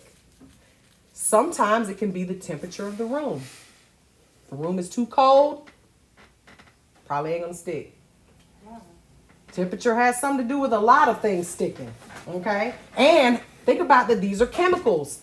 So having ideal conditions in your nail room matter. If it's icy cold in there, you might have a problem with it sticking. If your client's hands are cold, you might have a problem with it sticking. I was on live the other day. Sometimes when you guys are live, I pop in, if you're live. And same for the people on TikTok, because I like to check in on my followers sometimes. And there was a young lady that follows me. She's super sweet, super sweet. And she was applying tips to her client, and this is what she was doing. She was putting the glue down, and the tips weren't sticking very well. Y'all see this? What's this? Glue dryer spray. Glue dryer spray. Okay, this is an activator. You may hear it known as an activator, but this is activator in a spray can. They have it in brush on activator, brush on. They have it on the pump sprays, and then this is an aerosol can. But this is what she was doing. She had her glue dryer spray, bless her heart. She was putting the tips on with glue, and then she would tell her client, now spray it. So the client's doing this. Making it wet all over. Well, this right here, if you spray it, you want to spray it from a distance, because if you spray it too close, it will crystallize the glue and make it crack and just fall off. Have you ever done that? You guys, when you're using this, you want to use it far away, at least 8 inches away or 6 inches away, okay? So what I did was I chimed in and I was like, hey, what you should do, because I don't need my clients to do my job for me. They're going to want a discount at the end. I helped you do the nails, hell. Can I get $5 off? You had me working. I was supposed to be relaxing. You know what I'm saying? But you know you're going to get that one. So I typed it, and I was trying to make sure, because I didn't want to try to tell her how to do her job. But she was so grateful. When I said to her, I said, spray the nail first, like this. Put the glue on the tip, apply it to the nail. Boom, stuck, ain't going nowhere. Nowhere. Glue dryer spray. Because it's gonna make it stick faster, all right? What she was doing was she was applying the glue on the nail with the tip, spraying the top of the plastic. Right, it's pointless. I mean, it'll work, but it's only gluing the glue that was that splooged out the side. What about the glue underneath? Yeah. So then you have that problem where you cut the tip and then the tip goes bloop, Yep. because the glue underneath still ain't dry or cured. Okay, right? So she was like, this is, and he'll tell you, she was so sweet. She was like, Miss Mary, that was a game changer. Game changer, something as small as that. But she also told me that she's self-taught. She doesn't have, hasn't been to school. So knowing this stuff is going to make your job so much easier. Okay? So again, like I said, if you're having problems with your resin or your nail glue sticking, that little tip right there will change your game, for real, like legit. She was so grateful. It was so sweet. Okay, so be careful not to use too much glue. That can be a problem. Too much glue, it won't stick. It's just wet. It's just wet everywhere. I don't know what to do. It's just like it's just drowning in glue. Not to mention, when you get glue on the skin, you've got, y'all seen, the pesticides trying to get this glue off the skin. That's a chemical. I see this on my lives every day. I can't wear nails anymore because I have contact dermatitis. Who did that to you? My eczema's flaring up because I wear nails now. You got chemicals all over your skin. These chemicals are not meant to go on the skin, okay? So when you're applying the tip to the nail, you want to apply slight pressure, 5 to 10 seconds. If it's not sticking at 5 to 10 seconds, then you may want to add a glue dryer spray to it, some type of brush on activator, or your glue could go bad. Y'all, first of all, do not store your glues. Do not store them in a cold, a warm, hot place. Y'all see how much glue this is? This is 250 glue sticks. They do not last forever. I buy this much because y'all go through glue every day. Just about. Okay? So if you're gonna buy glue, don't let them convince you to buy it in these big bulky like bundles of 10 if you only do right now doing one set of nails a week. By the end of a couple months, it's gonna go bad. Okay? So you don't want to put this in a hot place where you can put it in the refrigerator, but it ain't gonna make it last, forever. All right? But Keep that in mind. Don't, for instance, if you go to the nail supply store and you're like, I'm gonna leave like I do. I went to the nail supply store, bought a bunch of stuff, and I'm like, just leave it in the car because I'm gonna take it to school in the morning. If I bring it out of the house, I'm gonna leave it in the house. But if you bought some gel polish and you leave it in that car, It's over with. I mean, it's possibility. Don't be mad when you open it up and it's all cured inside or it has gotten gummy and thick. Okay? And Mr. Johnny, if you always check your gel polish before you buy it. Open it up, make sure it's nice and smooth and not lumpy, clumpy, dried up because he's going to tell you, you left it in the car. I'm not giving you a refund. That's what he says to me all the time.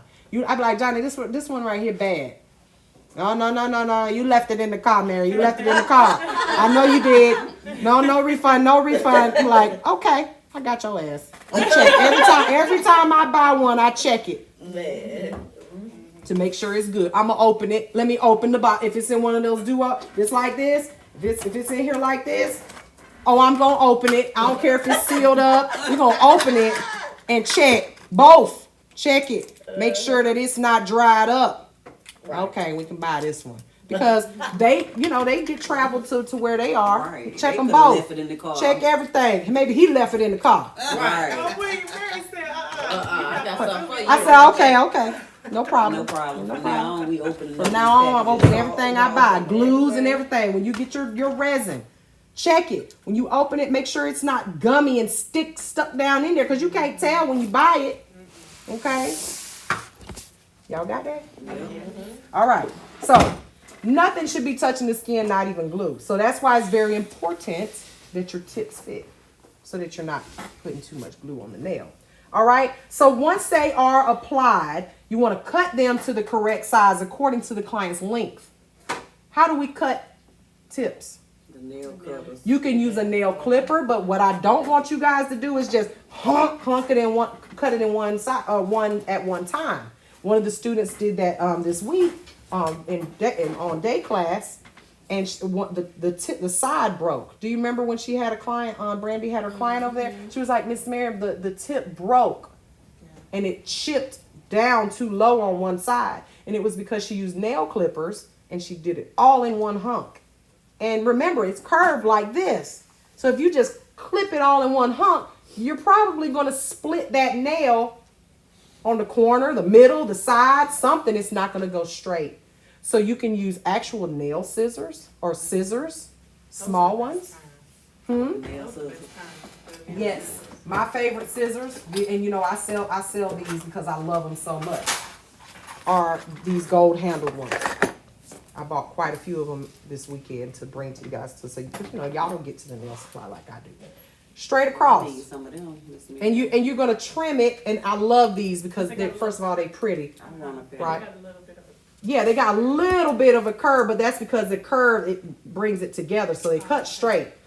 But when you cut from one side of the tip to the other in small portions. And this is the same thing you do on toenails that are super curved. Cut someone's toenail all at one time and see if they don't split down the middle or split down the side. Okay? Same thing with tips, all right? So those nail cutters, although I have several of them, the ones that you got to be careful because they'll split the tip, especially if they're thick, okay? So toenail cutters, using toenail cutters or the bigger toenail clippers, not the best idea unless you're going to kind of eat away at it, okay? The book will tell you not to use it at all, but it's a way to do it, okay? You want to start from one side and clip your way over. Okay? And that's just going to save you from having to take the whole tip off and do another one because you done cracked the tip down the side. Okay?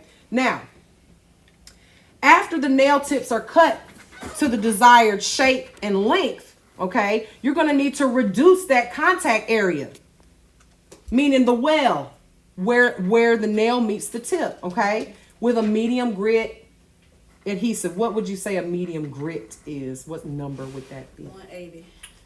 180 on a natural nail, okay? Nothing more than that, meaning what would be more coarse? 180. What number? 100. 180. Never 80. Never 80, y'all. 80 is only good for busting bricks down, okay? For real. And I mean on the bottom of your feet. Not on your hands. Because why? Remember, if you're shaping and cutting people's fingernail, the tips, let's just say you glued it down. Now you done busted out a 80 grit file to shape that nail and trim that nail. First of all, what about that client's skin around the side? I'm telling you, you're gonna hit it. And you're gonna cut one good swoop. You done lacerated their finger. I've seen it, I've done it. I've done it. I'm telling you this from experience. This ain't got nothing to do with the book. This have everything to do with what have I've done as a nail technician. A licensed one at that. Because you know, when I went to school, I didn't learn all this either. I learned a lot by becoming an educator. And actually seeing it in the book. And realizing what is supposed to be taught. Okay? So, you want to make sure that you use a medium grit file. No more than 100 if you're really, really careful. Okay? Because you can file that plastic. But I'm gonna tell you, I'm just gonna use 180 if I'm gonna be, or a fine sanding band. Because you can use a sanding band on tips. You can use a sanding band on the tip. You can use a sanding band on a natural nail. Don't we use a file or a buffer on a natural nail? The thing is, when an E-file is going, it's rotating. And that number you guys see, that 8, 7, 20, that means that it's going 20,000 times in a circle in 1 minute, RPMs. So you would want to have it at the lowest setting and be very careful if you're going to be filing on the natural nail. I just say, you know what, just don't do it. Use a buffer, okay? So if you guys are in the Zoom on the TikTok, you can click the link in my bio and you can see what we're doing and also join us for our class. Click the link in the bio for the prep and tips with application. Okay, so let me just bring out this point here, you guys. By the time you have done all of that, fit the tip, glued the tip, shape the tip, clip the tip, buff the tip, done all that. I done laid the acrylic. I'm already shaping my nails on the form. I done already did all that. I'm done. You gonna be done. That's what I'm trying to tell you. It's a lot of work to do tips. And then what happens, because you know you always have one. You're like, oh, this nail do like that? Why your nail do like that? My nail is doing like this. Because you got to remember, the tip is straight, and when you glue it, if your finger is not straight, It's gonna look. It's gonna look right. That's like your pinky. Mm-hmm. You see her pinky? Her left hand. because these are gel X. I can't. I gotta go with what. Now there is techniques where you can alter it, but once you alter the shape of a nail that's already shaped, it ain't really the shape no more, right? So again, sculpting nails is going to give you more freedom. It's going to give you more options. Okay, you can customize a tip, but that's so much work. So much work. It's your world. Do what you want. Do what your clients want, whatever the case may be. But me, I just feel like tips is just too many steps. Too many steps. Okay? So, when the tip is perfectly blended, it looks very natural. So when we're blending that contact area, it's going to look very natural, like the client grew out their own nails. And that's definitely what they want. So there should be no visible line where the natural nail stops and the tip begins. And when you go to state board, you're going to do that state board practice exam in here, right? And when you finish blending that tip, the first thing I'm going to do is I'm going to come and I'm going to feel. Because you're not going to lay no acrylic on it. I'm going to feel from sidewall to, I'm going to take my nail and I'm going to scrape it just like this. And if my nail stops where you glued that tip, you didn't blend nothing. You didn't blend anything. It's not blended. It's not blended. And that's what they're looking for. Okay? That's what they want to see. That's what I want to see. All right? So keep that in mind. Be sure to always hold the abrasive flat when filing the contact area. And I'm going to demonstrate this today. You guys will see. But when I mean flat, if you hold it at an angle, if you take a file and you hold that file at an angle like this while you're trying to blend it, what are you doing? cutting into You're the cutting nail. into the client's natural nail. So what you want to do, if the tip is raised higher than the natural nail is down lower, hold it flat until the the high part meets the low part. Then when it meets the low part, guess what that means? It means you blended it. It's blended. Do not hold it at an angle. Because if you do, you're now cutting into the natural nail. And you are the reason why your client's nail is thin. Okay? Same thing with your E-file. If I take my E-file, my sanding band, I need to hold that sanding band at a parallel with the nail. Not at an angle, because now I'm digging into their natural nail. Again, rings of fire. Those lines when you take your nail off and you're like, what is that? It's a perfect U shape. Every 2 weeks or 3 weeks or 4 weeks that I went to get my nails filled in, dug in there, and it's permanently in there until that nail grows out. Those are called rings of fire, and we do not want to do that, okay? Now, you want to stop filing once the tip is flush with a natural nail, and make sure you take care, because this step can damage it. And it can damage it permanently if it's not done properly. You can lose the entire fingernail, and then it has to grow all the way out, okay? So, you can trim or reduce the well area, meaning, remember what I said earlier, let's just say, for instance, this nail right here, let's say it just was a little bit those little wings were sticking out too far. You can take your file and you can reduce that down. You can make it so that it's not sticking out on the side. Look at that. See how I trimmed that off? Trimmed. Maybe the client has a nail that is shaped a little bit differently on one side than the other. Perfectly fine to do.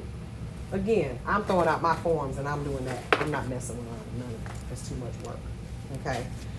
So, blending the nail can save can save you from having accidental damage with the file. Okay, meaning when you're going in with the e-file, just e-file, make sure you're not doing it at an angle. And blending that nail down is very important for application, is what I was trying to say. Okay, so let's move on to the next part here. Real quick, let's check in. What are nail tips made of? What's the short? ABS plastic. Okay. What type of tips do not have that position stop? Full coverage, and you had it right. The well list. So full coverage and well list tips do not have that little stop in it, right?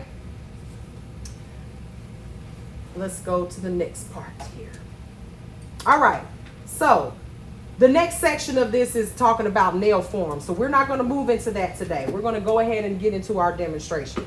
All right. So I told you guys that I needed a volunteer. I'll volunteer. Okay, so we're volunteering. All right, so I'm going to, I guess, we can, how does it say, could they hear me? Because it's saying that my mic is off. Oh no, I'm not muted, sorry. All right, just real quick, will the people on the Zoom let me know if they can hear me? I just want to be sure, because, you know, I'm going to get yelled at. You on two? You got both phones on there in that room. Okay. All right. I'm going to move this to the side. Somebody at the door. Excuse me, sir. How you doing, buddy? How y'all doing? Hello. All right. Hello. Are you coming? Yeah. Come, darling, come. Need my chair. Yeah, you probably will need your chair. Gonna move this out We're the gonna be able way. to see this. Oh, you will be able to see. He got you. Gonna put it up here, Okay. and we'll be able to see above, or where you have it set up. He's gonna take care of it. While I set up, I'm gonna be quiet because I get fussed at. He be like, let me do this. Okay. And anybody who wants to come up here and be closer, by all means, pull you up a chair and sit next to your cohort over here. Okay. I am going. So this is my I don't know what you. Stop Okay. sharing content. Oh, stop sharing what? What? Screen. I don't know how to do that. Okay. So you're asking me to do something I don't know how to do. Oh, yeah. You are screen sharing. Stop share. You got a computer right here. Okay. That's why I always sit right Okay. here, because I can see real good and I can see Come on too. now. Come on over here. Yeah, I don't buy it. Scoot on up. Get your chair. Come on up. All right. Come on up. Come on up. So we're going to okay. So everybody can hear me. Good. Okay. You're not messing anything up. Y'all just give me a few minutes to set this table up, okay? Because I want to use specific tips here.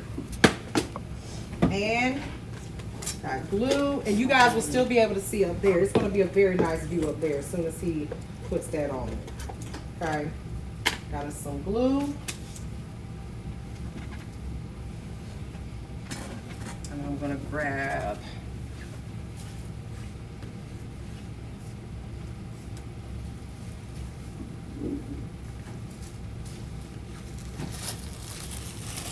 now, y'all see these right here? What are these? Puppy pads. Puppy pads. All right. These puppy pads, I like to buy these in bulk at Sam's or Walmart, right? And these right here are really, really good for soaking up your monomer. Okay, you can cut them in smaller portions. Look how many squares you got here, right? That all you need is a tiny little square. All right, and I'm put this under here. I like to do this, right? So your table, you sanitize your table, make sure everything's clean and all that stuff before you start working on your client. You got this pad down here to catch all your dust. Catch all, and then you can just boop, fold everything up and take it on out the trash, right? All right, so what we're gonna do, and I'm gonna do this all with hand filing today, all right? I'm not gonna do any e-filing on this nail. I want you guys to see first that this is, because this is what you're not gonna have an e-file at Stay Bored, okay? And before I start, make sure we got all our views and so that we can see this on the big screen, okay? So, pull this over. Yeah, y'all got a good view over there. Excellent view, okay? So, let's see if you guys, what did I do? View, gallery, I don't know what I did. I got rid of it for them up here. Oh, pinned. I don't know, remove pin. There we go. So this is the view I want. You know, you are really good at Zoom. How do I make this spotlight for everyone? No, that's not it. Remove spotlight. I don't know. This view is good. Hopefully everyone can see. I can see good. They said they want to, no, you guys can see that great, but see how I've got that view up there on that screen? That's what we see in Zoom on the bottom TV. That bottom TV. I want to be able to see this view right here. So I don't know. I'm gonna let him figure that out. See the little 3 dots? I don't know how you move that or make that move. And I need my glasses. I can't do nothing without my glasses. Can't do nothing without my glasses. Let me grab those. So you guys can see that view really, really good, but I want my Zoom people to be able to see this much better than this. But that's perfectly fine. Okay. No, go back. You had it. What did I do? I had it, pinning it. What? The pin? Let me unpin. Remove pin. So you guys, wait. What view are you now? You don't have this view on Zoom. This is now on Zoom. Well, you talk. You always so quiet. I can't hear you if you don't talk. This is on Zoom. Okay, well, can we zoom in then? Yes. Because I need them to see. Okay. Y'all, they said the up view above. Okay, so I want them to be That's able a to good see view right this. there. But this is the best. But at the end of the day, this is what's going on the replay. So the replay ain't the Zoom. The replay is this view. That's the better view. Okay. Yeah, I can see good. Okay, so let's see what we got here. All right. So her fingernails, she's got nice nails. There's nothing wrong with these nails. But what I want to do is I need to push back her cuticles. All right, I got all my little clean implements in here. First thing you want to do, and I'm going to do this on, I don't know, let me pick a good finger here. All the good fingers, really. Because her nails are not too damaged, but you can tell she's had some stuff on here. What you want to do first is remove the cuticle that's on the nail plate. All right? And we said cuticle, not skin, not the PNF. How do we know what cuticle is? There we go. All right, but we got to go all over some so she can see. How do we know what is cuticle? When we're pushing, look at that white. That is cuticle. What is not cuticle? All this skin back here, that is not cuticle. Oh wow, I did not. Okay, so I was Because you missed confused last about week. that. Okay. But we're going to put that in your mind tap so you can watch it. Okay. Okay. Last week we talked about this, did we not? What No, is this last called? week we did Oh, this. excuse me, the week before that. Yeah. That's right. That's right. Mm-hmm. What is this called here? The PNF, The PNF, and what does that stand for? proximal nail fold. The proximal nail fold. That is the skin that everybody wants to cut with their nippers and clippers and scissors and stuff that is not to be cut. That is the reason why he has a paronychia right now, because someone cut it last week on live on on my TikTok. You did what? Where? We went to a nail, so you missed it. We'll talk about it. You was a little late this morning. We talked about it this morning. All right. That is an infection from cutting the skin. Oh wow. Okay. I have a quick I almost died when it happened too. I was like, oh my God, I know my TikTok. I know you. Because all them people was like, Miss Mary, I know she didn't. I was like, I know, but she's supposed to be a I professional. couldn't wait so to I'm get not gonna. class. Pull the cuticle nippers out of her pocket. It's in her pocket. Nasty. I don't know who she cut with that to him. Yes. Everybody. Mary, it was in here. No, in Atlanta.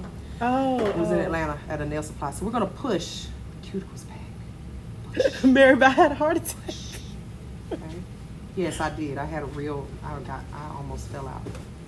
I wanted to say no. Did y'all see that? Okay. I know you is not right in front of my face where I can't see the nail. There you go. Okay. Did y'all see that? That is cuticle. This is living tissue. Anything that is white and dry on the nail plate It's cuticle. is cuticle. Okay? Now that we have pushed that back, and you do not need to shove her skin into South Carolina. Okay? It hurts. There's no need to see, and then you'll see people take their e-file and lift all that up. Yep. I see it on TikTok all the time. Yes. It make me cringe. It is cringy. Do not do that. If you do that, then you are exposing the matrix to infection. Okay? When you cut the skin, you are opening up, making a wound, and exposing the skin to infection. Okay? So, that, my dears, is cuticle for those that want to know. Not the skin around the nail. Okay? So now, what am I going to do? Am I going to just dust that off with a feather duster? No, because even if I use a nylon brush to remove this, which would be fine, I'm still going to have little remnants of skin. And remember that acrylic does not stick to skin. So what I'm going to use is my cleanser, okay, and either a non-white. You could use a cotton ball, but cotton balls are like, the lint. cotton balls are nail tech's worst enemy. Okay, so I get the and these are like the gauze, yes, and I've got a big bag of them over there that I bought from the nail supply, and then I cut them in half. In fours is just too small for me, too small. I need a little bigger, right? So I'm going to take this, either spray it on the wipe here or on the client itself, and you're going to remove all that skin, okay? Look how clean that looks. Yeah. Right? Really good. Nice and clean. Y'all, please don't do this. Stop blowing on your clients. Stop blowing on your clients. Okay? That's gross. If you blow your birthday cake candles out, I'm not eating it. Okay? And it be them little. That's why you get your baby their own cake, right? Their own cake, and then everybody else gets the cake. Do not blow on the client. That is gross. That is unsanitary. Stop blowing on people. All right? I'm just saying. Okay? Now, you say you do that all the time? No. Oh, don't do that.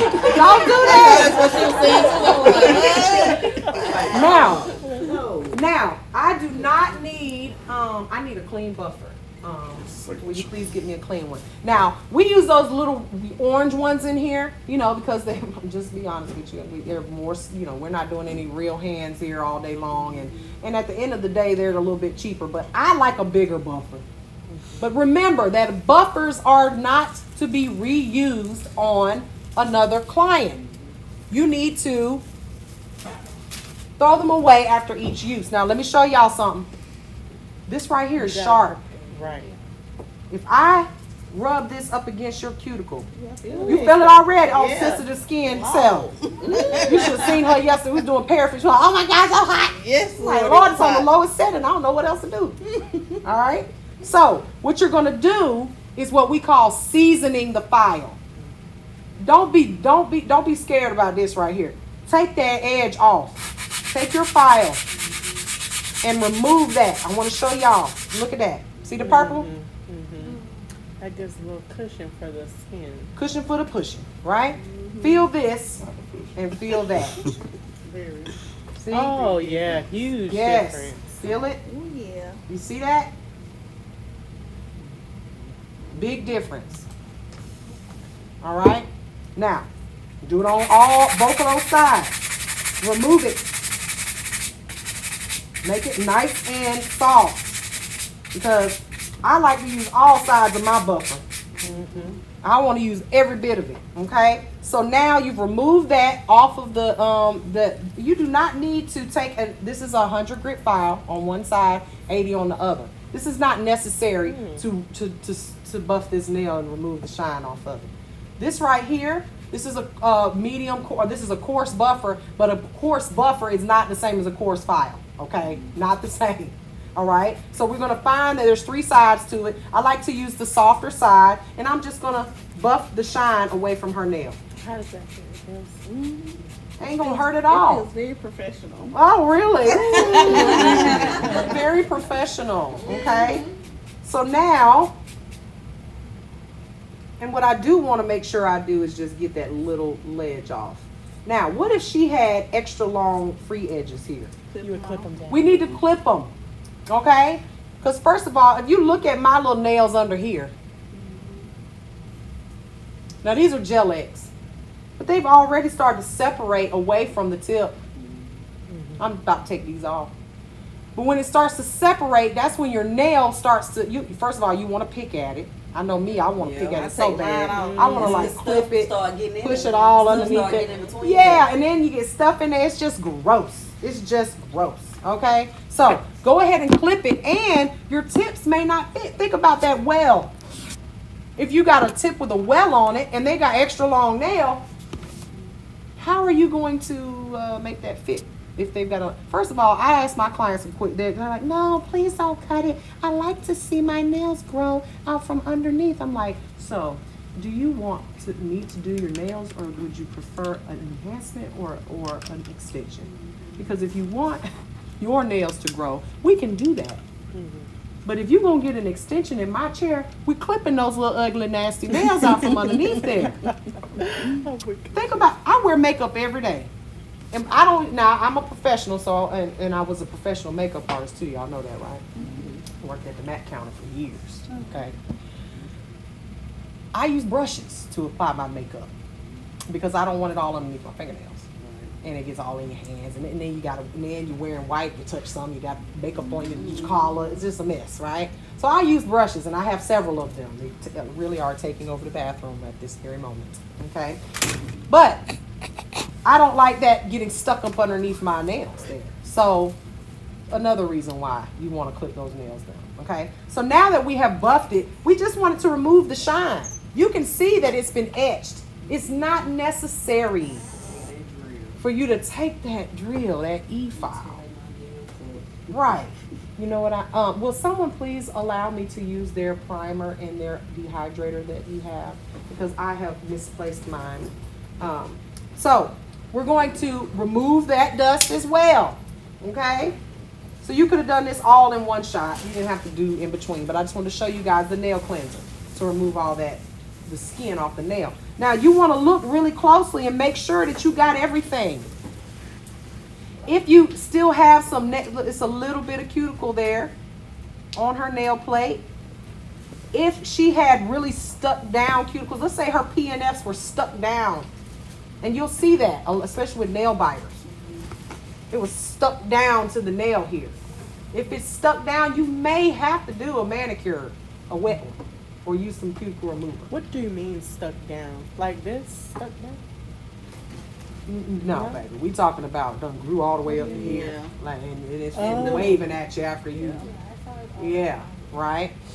You may have to cut that, not cut that, but you may have to do a manicure to soak that in, because it will, if it's cuticle, it will just fall off and slide right off, right? You see what's going on here. All right? So now, we've got that. You see that like on toenails more, right? Usually it's the pinky toe, but I see it on clients too. But if they get their nails done regularly, they won't grow like that. That's usually from just not doing anything to their nails, right? So I've got that all pushed back and removed. Okay, I'm just gonna slide that up a bit so it's not all. You're good. You ain't gotta do nothing. All right. So trimmed her little tip down. We went ahead and we've etched and prepped this nail. The next thing you want to do is you want to glue the tip on. Now, what I've got here are full well tips. Full well. These are the ones that you have to use at state board. Where'd my glue go? So you don't dehydrate before you put the nail on? No. Oh, It's a barrier between. No, I know why. Oh, I'm okay. saying, like, Oh no. If why you would if you you use it? if you use if you do the dehydrator first, remember it's not pure alcohol. It could make the glue not stick very well. Okay. Okay. Plus, it's 10 minutes. Right, and again 10 minutes. Right. So, do the dehydrator and primer after. Now I'm gonna open this glue up. Remember when you open your glue, don't hold it. Don't be over here like this, right at the client, unless they were late. I'm just kidding. Just kidding. When I worked in the ER, the number one injury that we saw for nail technicians as a profession was glue in the eye. All because there's a little you know how the nurses do this right here to get the bubbles out. You can't really do that because there's no opening. So this bubble here, when you clip it open, it could pressure and pop and hit you in the eyeball.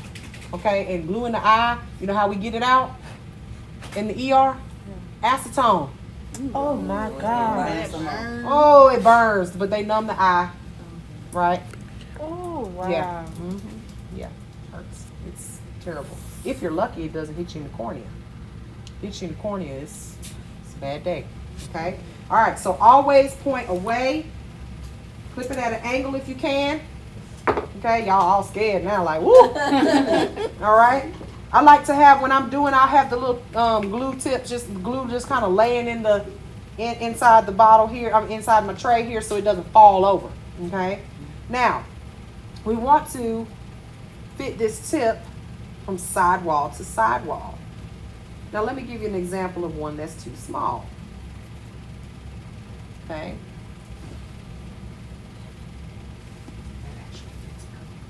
Let's not do that. Let's do this one. This one's surely it will be too small. What y'all think? It's not covering from sidewall to sidewall. Definitely not covering from sidewall to sidewall. It's almost there. If I push hard enough, press it hard. Oh, there it go. Now it's fitting right. But look how much pressure I have to put to make it fit. Please don't do that. Okay. Now this one is the next size up, a size 4. Usually it's 0 to 9. 0 being the smallest. Oh, I mean, excuse me, the biggest, and then 9 being the smallest, right?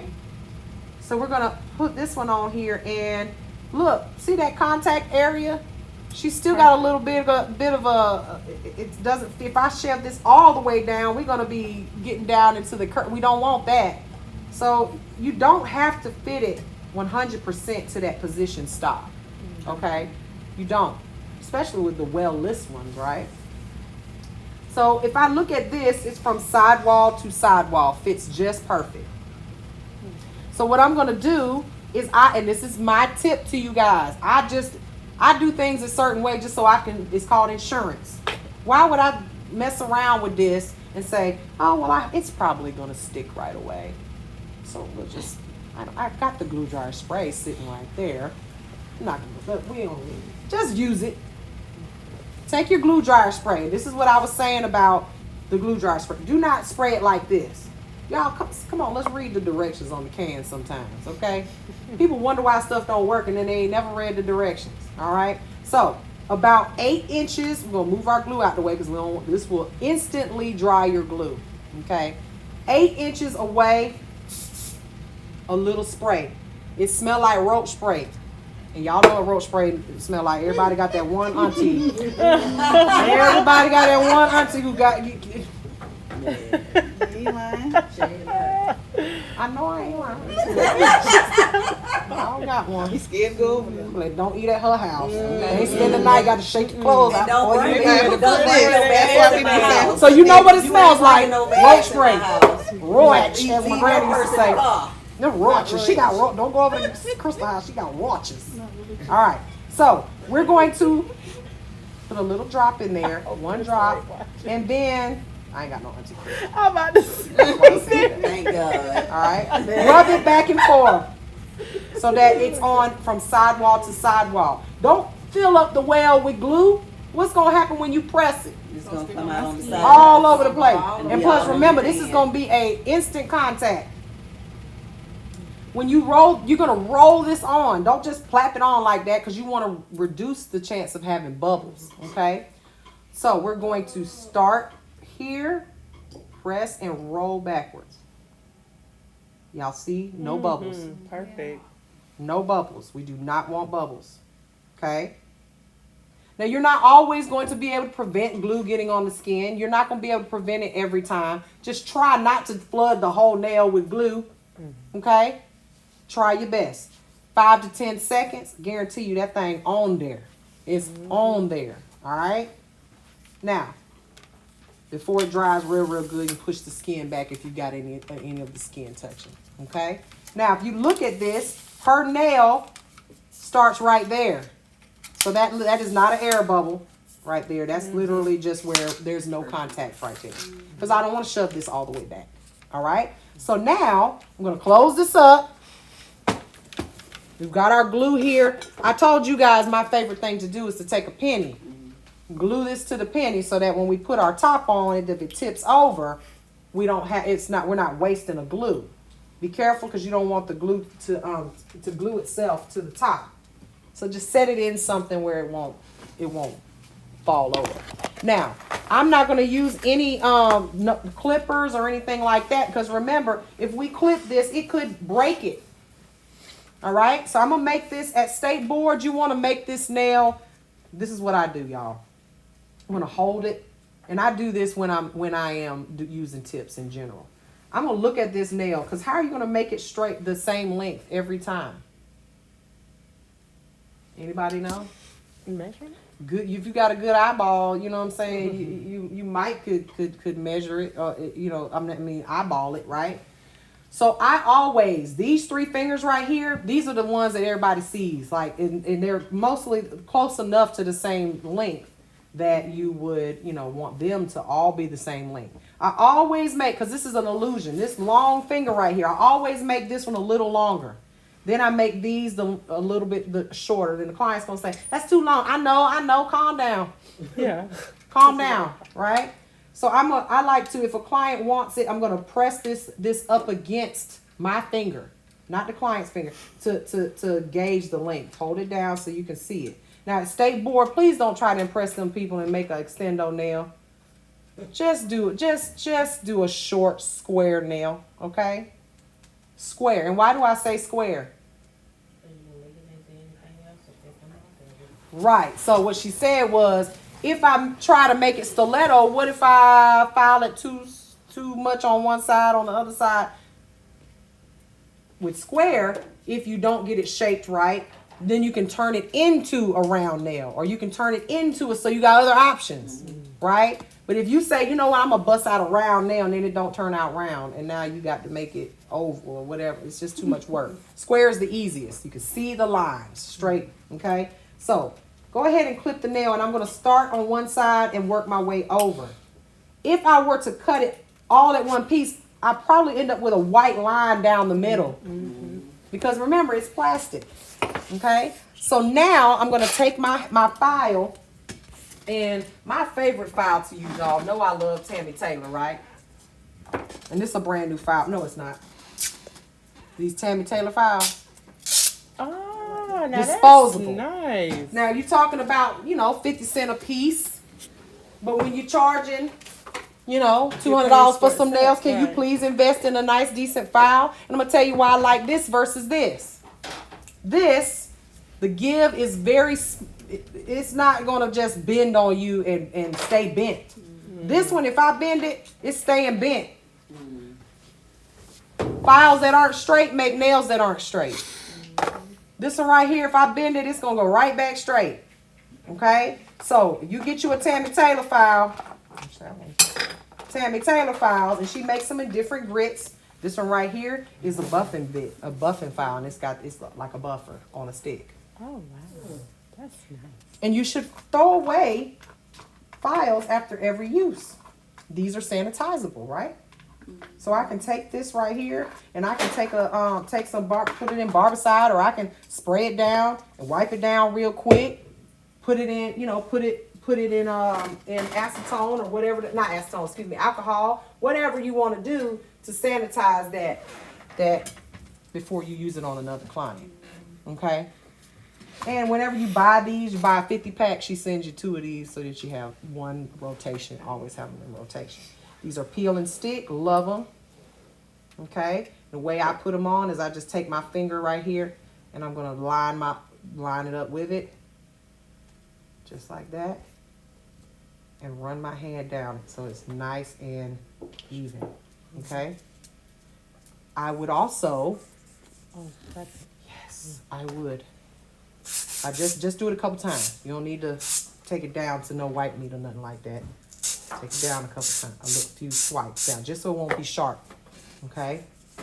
Now, we want to blend this. Remember what I said about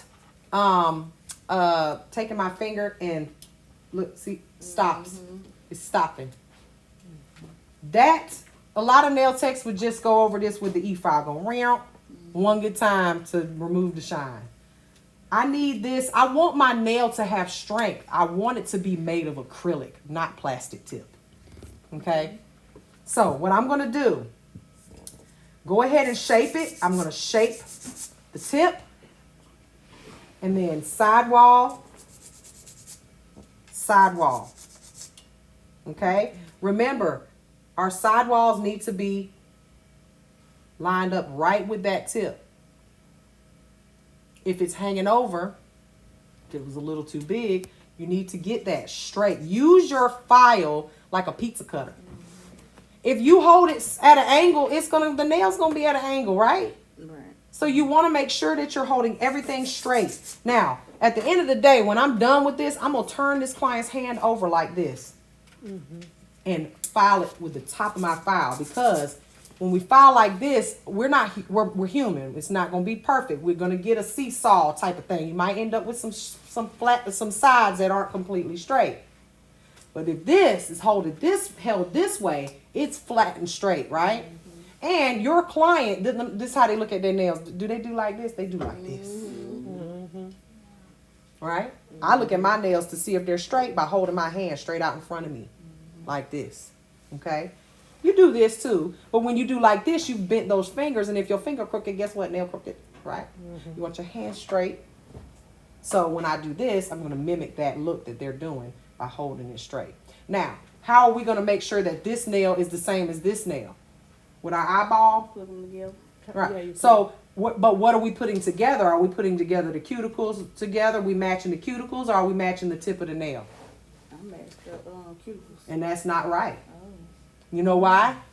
Because this finger might be shorter than this finger as far as the cuticle area. So, you So, look at the tip. the tip of the nail. Think about it. Look at that little finger right there. If I match this cuticle up with this cuticle, this nail gonna be really long, and this one gonna be shorter. Okay? So, these 3 nails are the ones that matter when it comes to the length. So what I do is I'm gonna match up the tip of their fingers, not the cuticle area. Okay? The tip of the finger, because that's the illusion you're gonna get. All right? There's other ways to do this, but we'll talk about that in a more advanced class. All right? Now that I have created my shape, ask your client, is this okay? Is the length okay? Because when you done did all of that, shaped them all, and then they go, can you just take it down just a little bit more?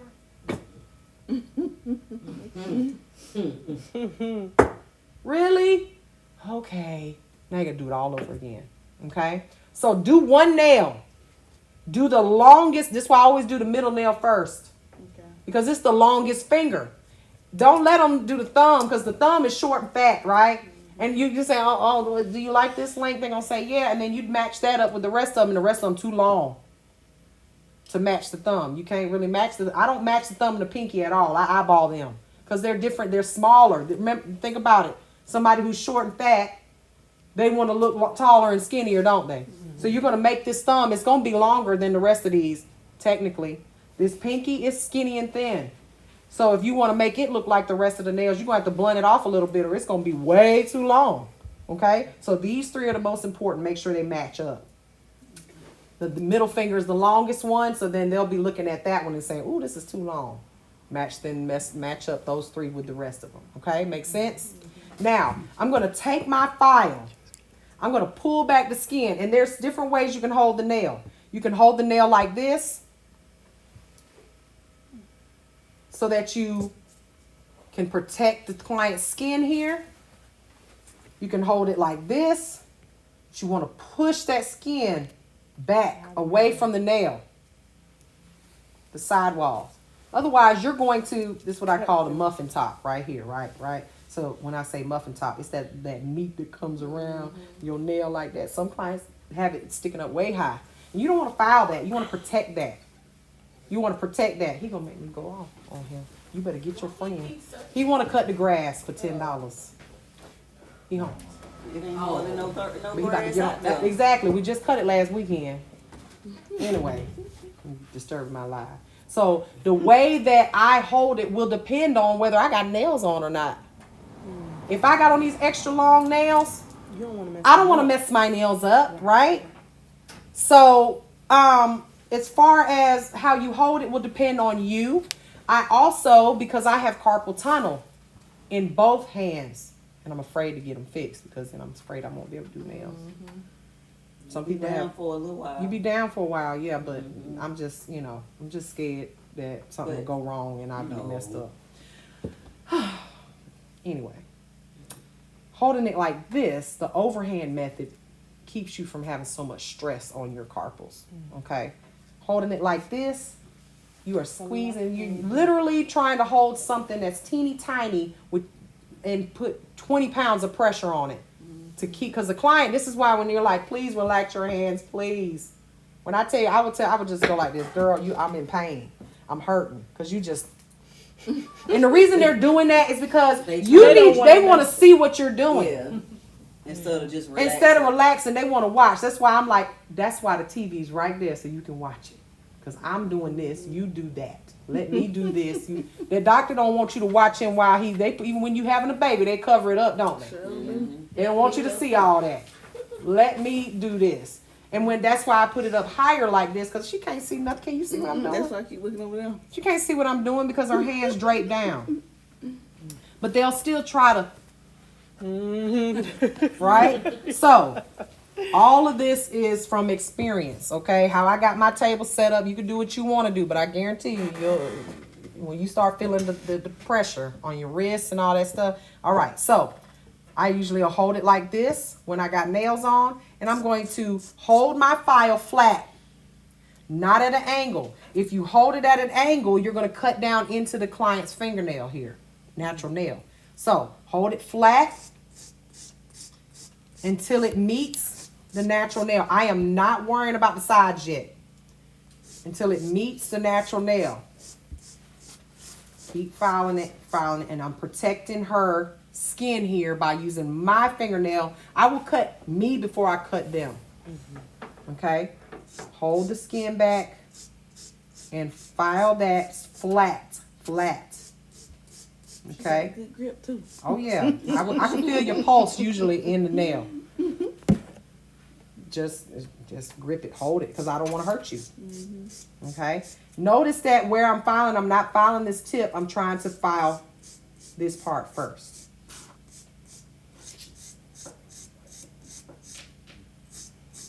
And anybody who's in the Zoom, do not worry. We have excellent angles here that you will get the replay with. Okay? The Zoom is more for you guys to be interactive with us. All right? Now, notice how I changed my hand position.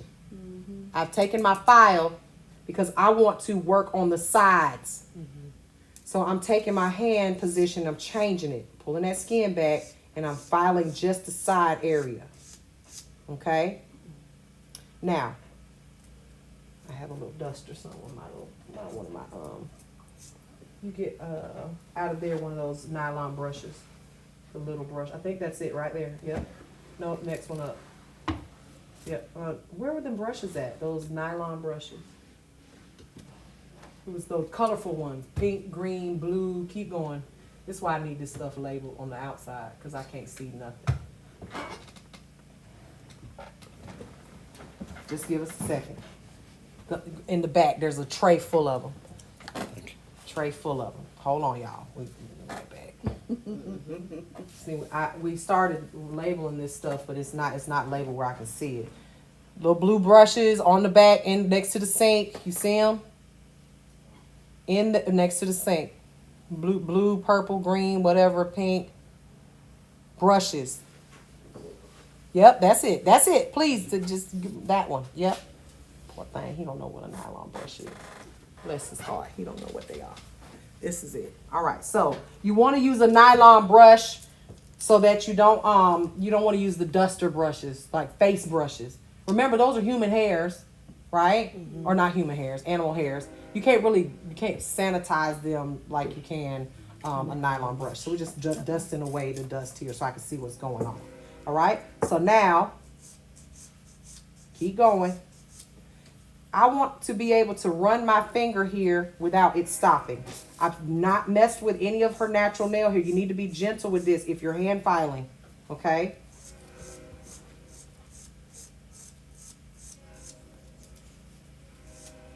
Going downwards in a downward motion, okay? Take your duster brush, dust that off, and smooth that out. Now, again, this is a hand filing technique.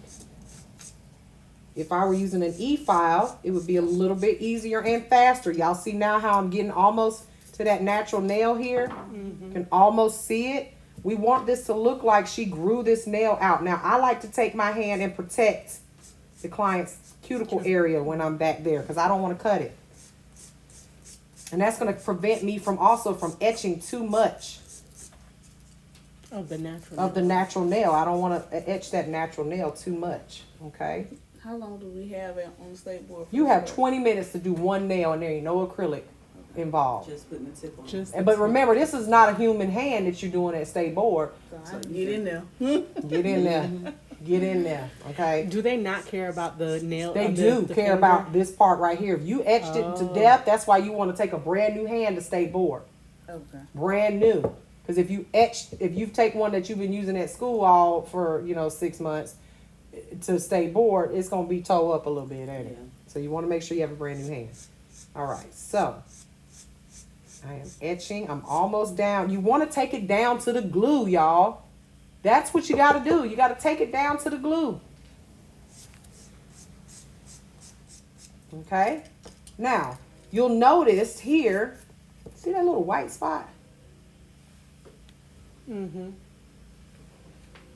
Yeah, I Is see that it. lifting a little? It never was It down. looked like was Mary a, on, it was Mary on mute. air bubble. You see how I got the little red thing right there with the line? It She does on- look like it, she but they on can mute. hear me. They can hear me, trust me. All right, that's the other phone. We got 2 different phones with my name on it. See that little bubble right there? That's an air bubble. So you would grab the glue and just put a little. You dot- could, if you wanted to. I'm gonna file it off. But at state board, if you have an air pocket, you don't want to fill that in with some glue. All right, because you don't want the air pockets are gonna cause a dent. When I file this and I file it past that air pocket, look, now it's a little dent right there. But I can smooth that out, but I'm filing onto her natural nail plate. You don't want to do that. But see, I got it out. That's why it was white right there. The reason why is because what can get under there? Water. Water, air, all that stuff. And it's right there on the sidewall. You don't want air pockets. Okay? So now you see how smooth that it look. I can, right there's a look, right there on that side is smooth, but I still got a little bit right here where it's not 100% blended. So be careful. See that? Now it's blended. It's blended to her natural nail. Now back in the day, before I learned how to sculpt nails, we'd go to the hair supply store and we would buy these full well tips and we were going out for the night, we'd glue them down and etch it and buff it and then put polish right over it. Oh I God. used to do that too. Yeah. Because wasn't going to, but Mama wasn't Before I paying for us to could go get to get my our mama- nails done. My mama ain't want to buy me no acrylic, so I did it like that until a couple times. But and y'all she was see? like, okay, Yeah, see that? I'll go ahead and buy it. So now this nail is ready for acrylic to be laid. Okay, it's nice and smooth. And if you look at that nail, it looks like she grew that nail. Looks like she grew it. Okay? Right. So that's what you want. So now, before I lay my acrylic, so you guys can see really good what we got here, I'm gonna cleanse that off. Now what it Oh, look that like? looks Wow, that perfect. definitely look Now like what she does it grew look like? Wow. Like she grew that nail. It sure does.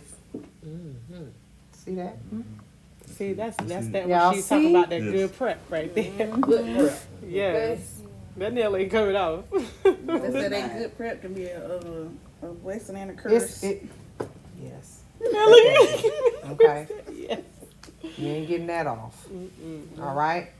But this is what we want. Now remember, this nail, you got to be careful because there's no acrylic on it yet. But we want this nail to be made of acrylic, not plastic tip. Because think about it, that's pretty thick already. We add too much acrylic, it's going to end up being super thick, right? So you guys practiced last week, you practiced your acrylic ratio, right? So now we're going to lay some acrylic on here. All right, and I'm going to show you guys how we do that. So you looking at how you feel about it. They said it's so good, your husband and all. He said, that looks real. Right? Right? What, real. And it looks like how your nail would look if you grew it. Right? Not necessarily my nail if I grew it. Because it's attached to you and I went ahead and blended that. See, they done doing all that touching now. What I got to do? Put it gotta- in. No, you're fine. But no, I'm just saying it. I'm just saying.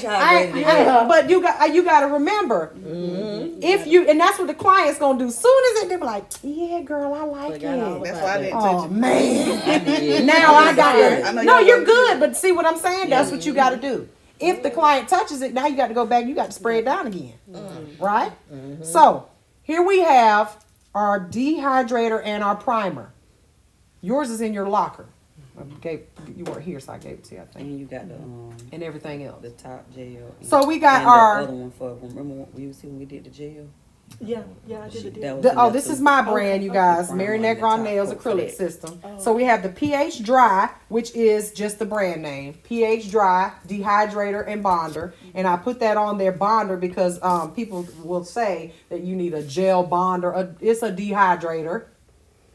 Don't matter. You can use it with gel. You can use it with acrylic. This is my non-acid, and I got non-acid. It's still a corrosive, you guys. It still will burn you.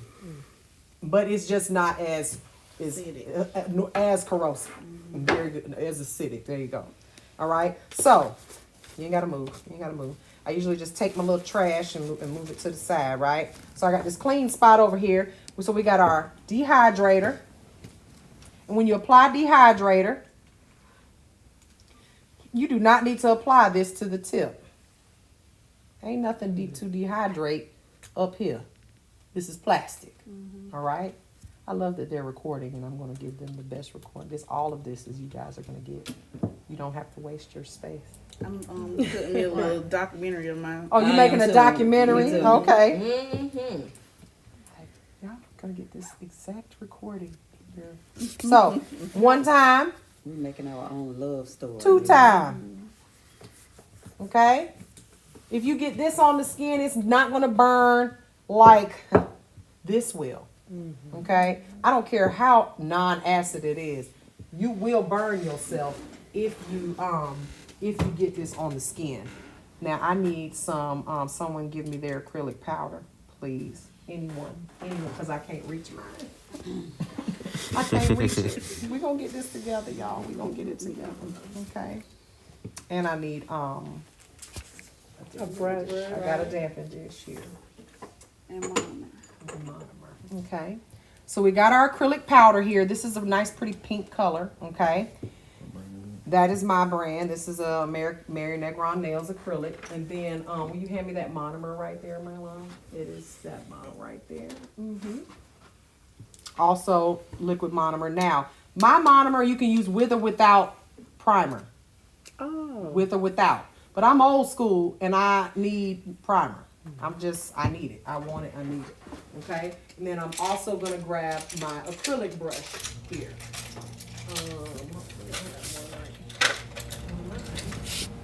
Okay, and this is my acrylic brush. It's a size 12, the same size that you guys have in your kits. Size 12. I think a size 12 is a great brush for a beginner.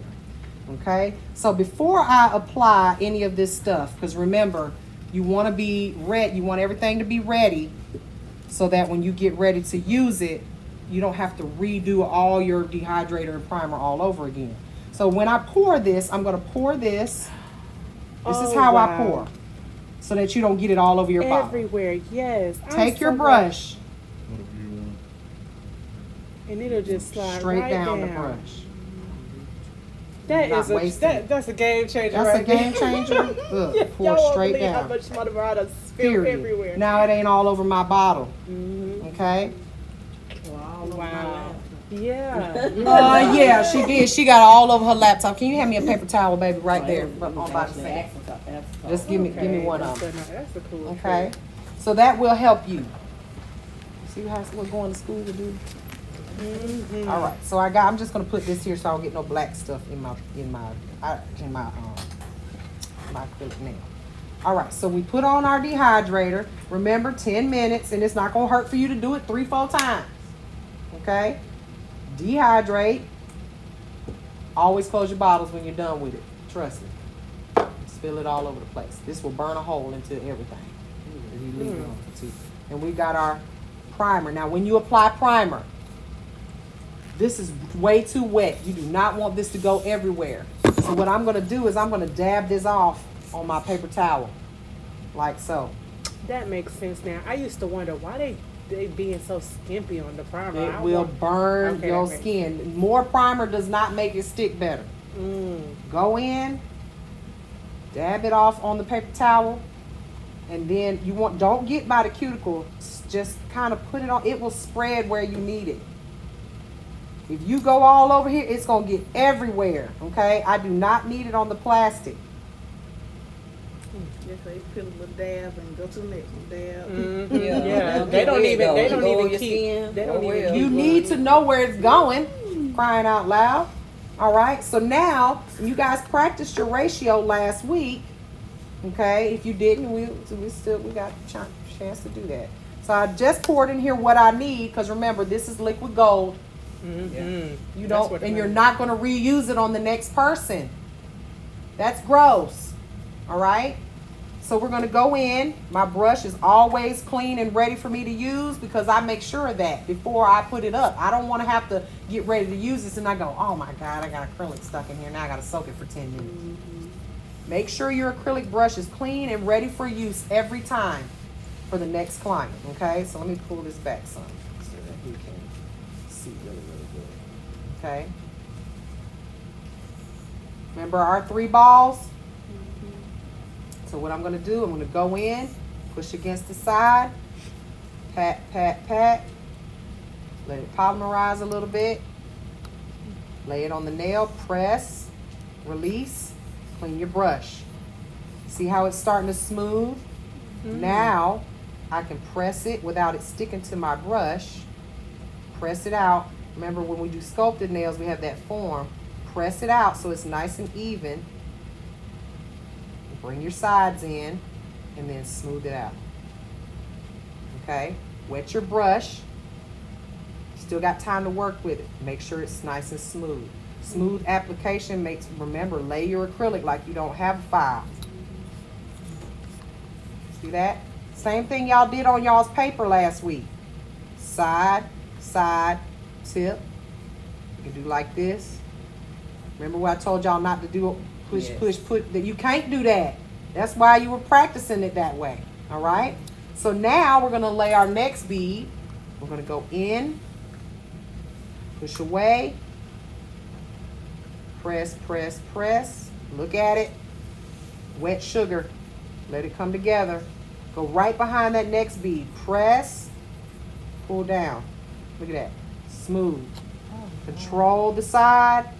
Turn the finger, control the side, blend it together. See that? All one nice smooth piece. No lines, no bumps, no humps, no lumps. That we don't do that. Y'all please try not to do this all around. What are you doing? You messing it up. Not only are you Putting that messing it up, product you're on the putting the skin. product on the skin and you're going to cause the client to have an allergic reaction. Now, I'm going to tip her finger down. We're going to let gravity do some work here. Okay? We didn't have that luxury on the paper, right? But with our client's fingers, this is why they need to not be looking up at it like this. I'm going to tip the finger down because this bead, I'm going to reset my powder, reset it, going in, up, press it. I cannot do this for you. I can't teach you. I can't say 1, 2, 3, 1, 2, 3. That ain't how it works. This is, it's a feels. It's all about the feels. You got to practice this. This is what ratio, why we practiced this last week. I'm going to go in, push against. Now I'm going to pick up a smaller bead. And I'm going to hold that finger down. Get right next to that cuticle without touching it. Let it go. Let it flow.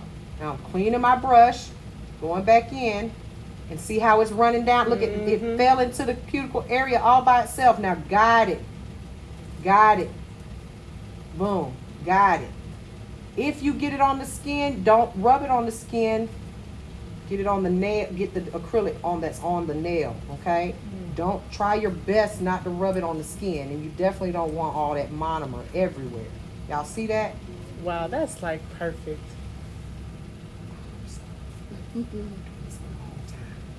All right.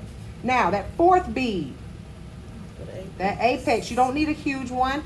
We're just going to put a little bit right there. Let it flow. See how it's coming together? It's turning into a nice smooth pearl. Tilt your brush at an angle, 45 degrees, and then smooth that out. Mary, you make it look so easy. I know. Right. I know. She do. I know. I'm sorry. I'm sorry. I want to let me make it look hard. Before I go to bed. I know.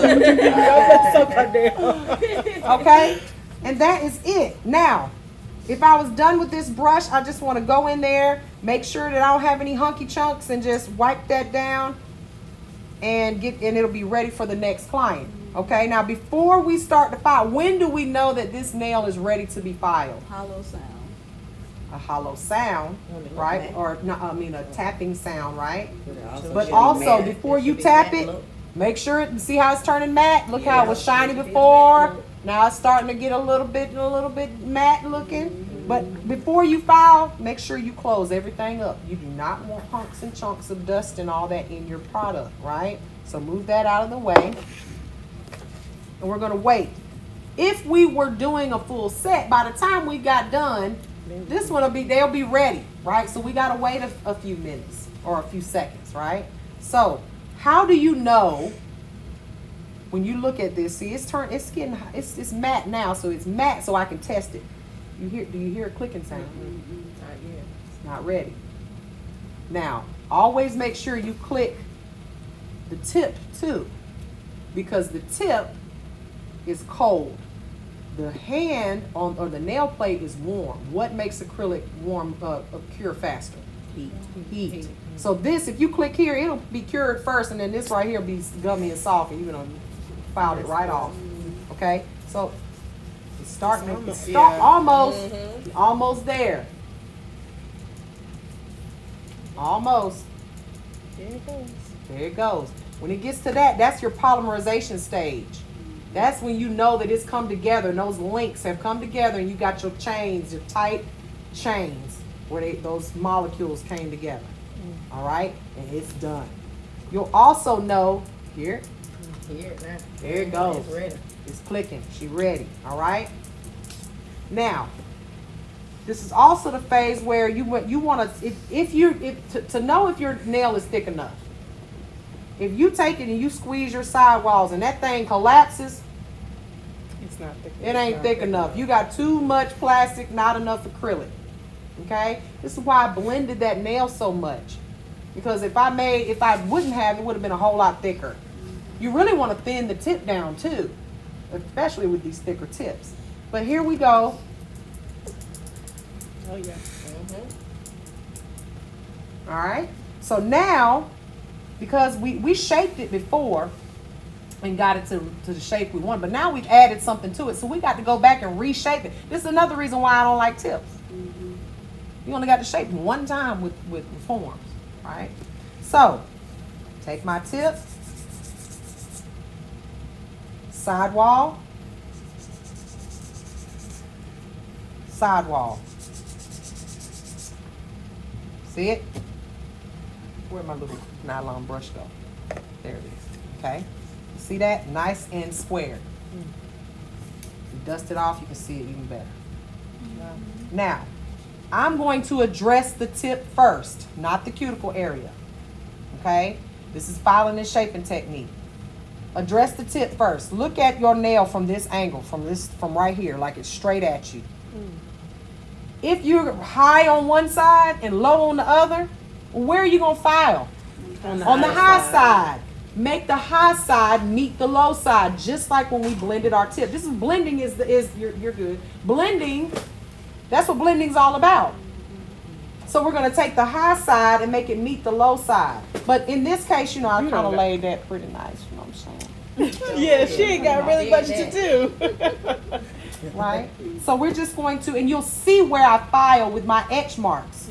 So what if I have a dip in there? You'll know when you file because the file ain't gonna touch it. Right. It's gonna be touching the high side and not the low side. Okay? So start from one side. This is unless you want a flat nail. Okay, and flat nails are not cute. This is a curve. So we want to start on one side and move to the other. Don't just file because somebody told you to, right? And we don't want to file it flat. We just did all that work trying to make a nice apex and a curve and all that stuff. So we're going to start on one side and turn the client's nails. You'll notice when I file, this is why I need them to relax. I file in one place and I make the client's finger roll. Okay? You start here. Because you need to brace yourself on something. It's very tiring when you're just all over the place. Okay, so start on one side, roll the client's finger. I got my arm tucked in right here. It ain't moving. Now my wrist might move, but my arm ain't all over the place. Start here, brace yourself, roll the finger. I'm protecting her cuticle area because when I get to that area with a hand file, I want to be very careful. Okay. So I've now see my etch marks? See them? All I've done is address the tip. I haven't addressed anything else. Now I'm going to pull that skin back and you'll notice that I'm going to have a big blank spot right in the middle. What's that area? Your apex. My apex. I don't want to file that away, right? So my etch marks start here. Then I'm going to do a U shape around here. And then I'm going to lightly blend everything else together. Okay? When I do this shape here, we're gonna hold our file at a 45-degree angle, and we're gonna go in this direction right here. Okay? So we start here, pull back the skin, find that ditch, be careful, there should be a ditch. A small little, I see a lot of nail techs, they're like, oh, it's so close. I'm like, it's too close for me. Because where am I gonna stick my file, my E-file, my drill bit? Right? Take that, go right in there. A little bit of a ditch right there. Turn your hand motion around. Y'all can see what I'm doing now. See that? Look at my etch marks. See the blank spot? So I've only addressed that cuticle area, and you can file going in another direction, whatever direction works for you. You want to blend this all together. Be careful around the cuticle. That U shape, and we're going, keeping our curve. Curves are sexy. All right, look at that. So now I have this blank spot in the middle that I haven't even really touched, but I want to blend that to the front, the back and the front. So now I'm just going to lightly take my file so that it's not an obvious bump right there, right? And baby, Wow. see that? Last step, I'm gonna take this. This is why I did this. I want, or you could use this file. Always have this side facing the client because this is the soft side. And I don't need a file to hit her cuticle at all. So this side, we're gonna use it. This can alter the shape of your nail. So instead, when clients say, I want a square round, I don't do square round nails, but if they want the edges to be smoothed out, all I'm going to do is take my buffer and do this right here. One good time, and it'll be smooth. The edges will be smooth.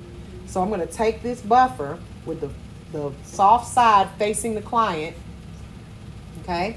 And I'm going to hold their finger down. I'm going into the cuticle area with the, like I did with the file. Your dust will tell on you. Meaning, if you've got a spot over here and it's just, dust is just falling into that area, that ditch, that means you ain't got no acrylic there. Or you've got a hump there or a lump there, okay? So when I file this, buff this thing with intent, put some muscle into it, because we're trying to make this smooth. Pull the skin back, get that side part, the sidewall. Pull the skin back, get the sidewall. Now, one of my biggest pet peeves with tips is that plastic all up underneath there, right? How are you gonna get rid of that? Take your buffer and go like this. Lightly, don't change the shape of the nail. Look, see that little crusty stuff right there? I don't like that. You don't have that with sculpted nails because there's no plastic tip. Take your buffer and buff that off.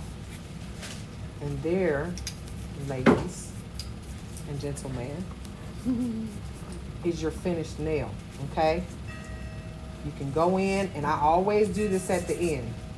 Just square around, we square around it a little bit. I don't like that. I like my nail. You say you want a square, I'm gonna give you square, baby. You're gonna get square today, okay? You're gonna get square today. Turn that hand around. Look at it. Look at it nice and straight, okay? Take your file.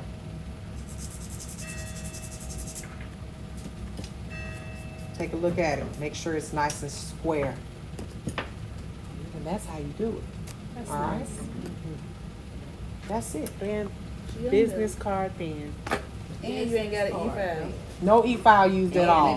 Let me see. Okay? Super, I can't stand no real That's like thick nails. perfect. It's perfect. Yeah. That's perfect. Okay? Wow. So that's See how it. thin?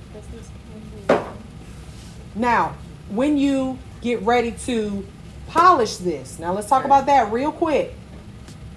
Regular polish, you're going to want to buff this as smooth as you can, because lacquer will stick a little bit better to, it's going to show, lacquer will fall into every Yeah. scratch mark, That's how right? you know if you had it good or But not. if you buff this to a high shine or really, really, really fine and try to put gel polish on, it's going to peel right off.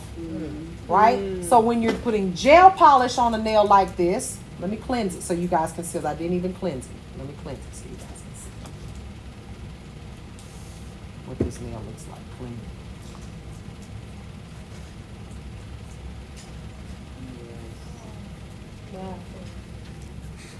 very pretty, right? And that's it. That's it. Need to have a little bit of a of a grit or an etch to it if you're doing gel polish, okay?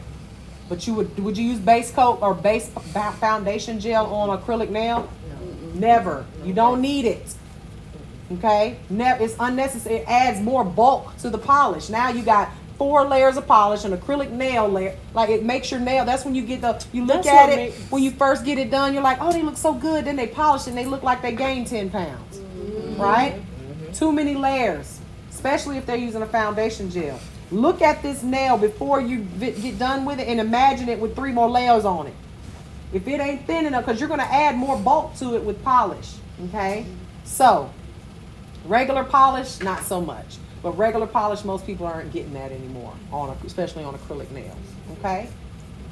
So what causes the bubbles? Like In gel polish? Yes. What is that? Well, Because I don't know if they mixed it too much or if they shook it. You shouldn't shake gel polish. It ain't really doing anything. You need to mix it with a mixing stick or a mixing bit. Okay?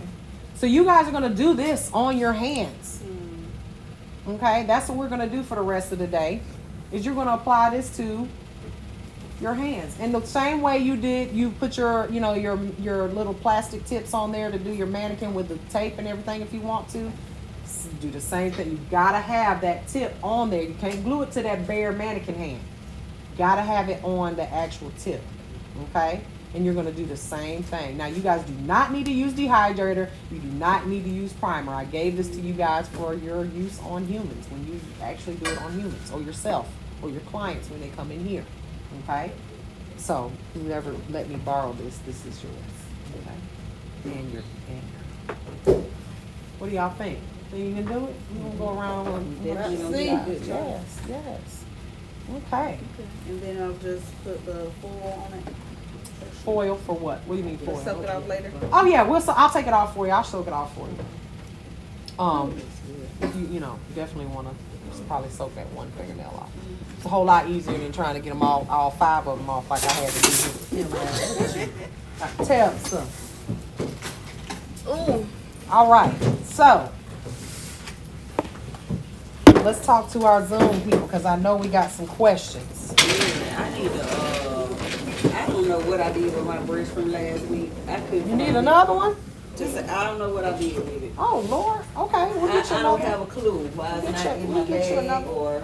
How about I let you use one of mine for now, and then because I gotta dig out the other ones. Okay. But I do want to buy that those scissors and that brush, Okay. the other brush that you Oh, was okay, just using. okay. Well then you can use if you want to buy one of them, you can go ahead Yeah. and grab you one. This You is see, it. you see the yep, that's them right there. Grab you one of those, and I'll send you an invoice. All right. And the scissors. don't And the forget. scissors, I got those too. Honey knows where they're at. Let me unmute everybody so they can ask questions. Oh, I don't even know how much it is. I ain't even asked. It's $39 for that brush, and y'all, Jasmine bought some brushes yesterday. You tell them how much some brushes were to. No, they had those were the cheap ones. I'm talking about the ones in the case. They were $59, $49. Do you Somebody think? at Johnny's? Yeah. Oh, yeah. Do you think Support I your need to teacher. save this brush then and practice on something else so I won't mess it up? I don't think you'll mess it up as long as you keep it clean. And the brush cleaner, I can show you guys how to use the brush cleaner. So let me unmute everybody. Let me see if we got 12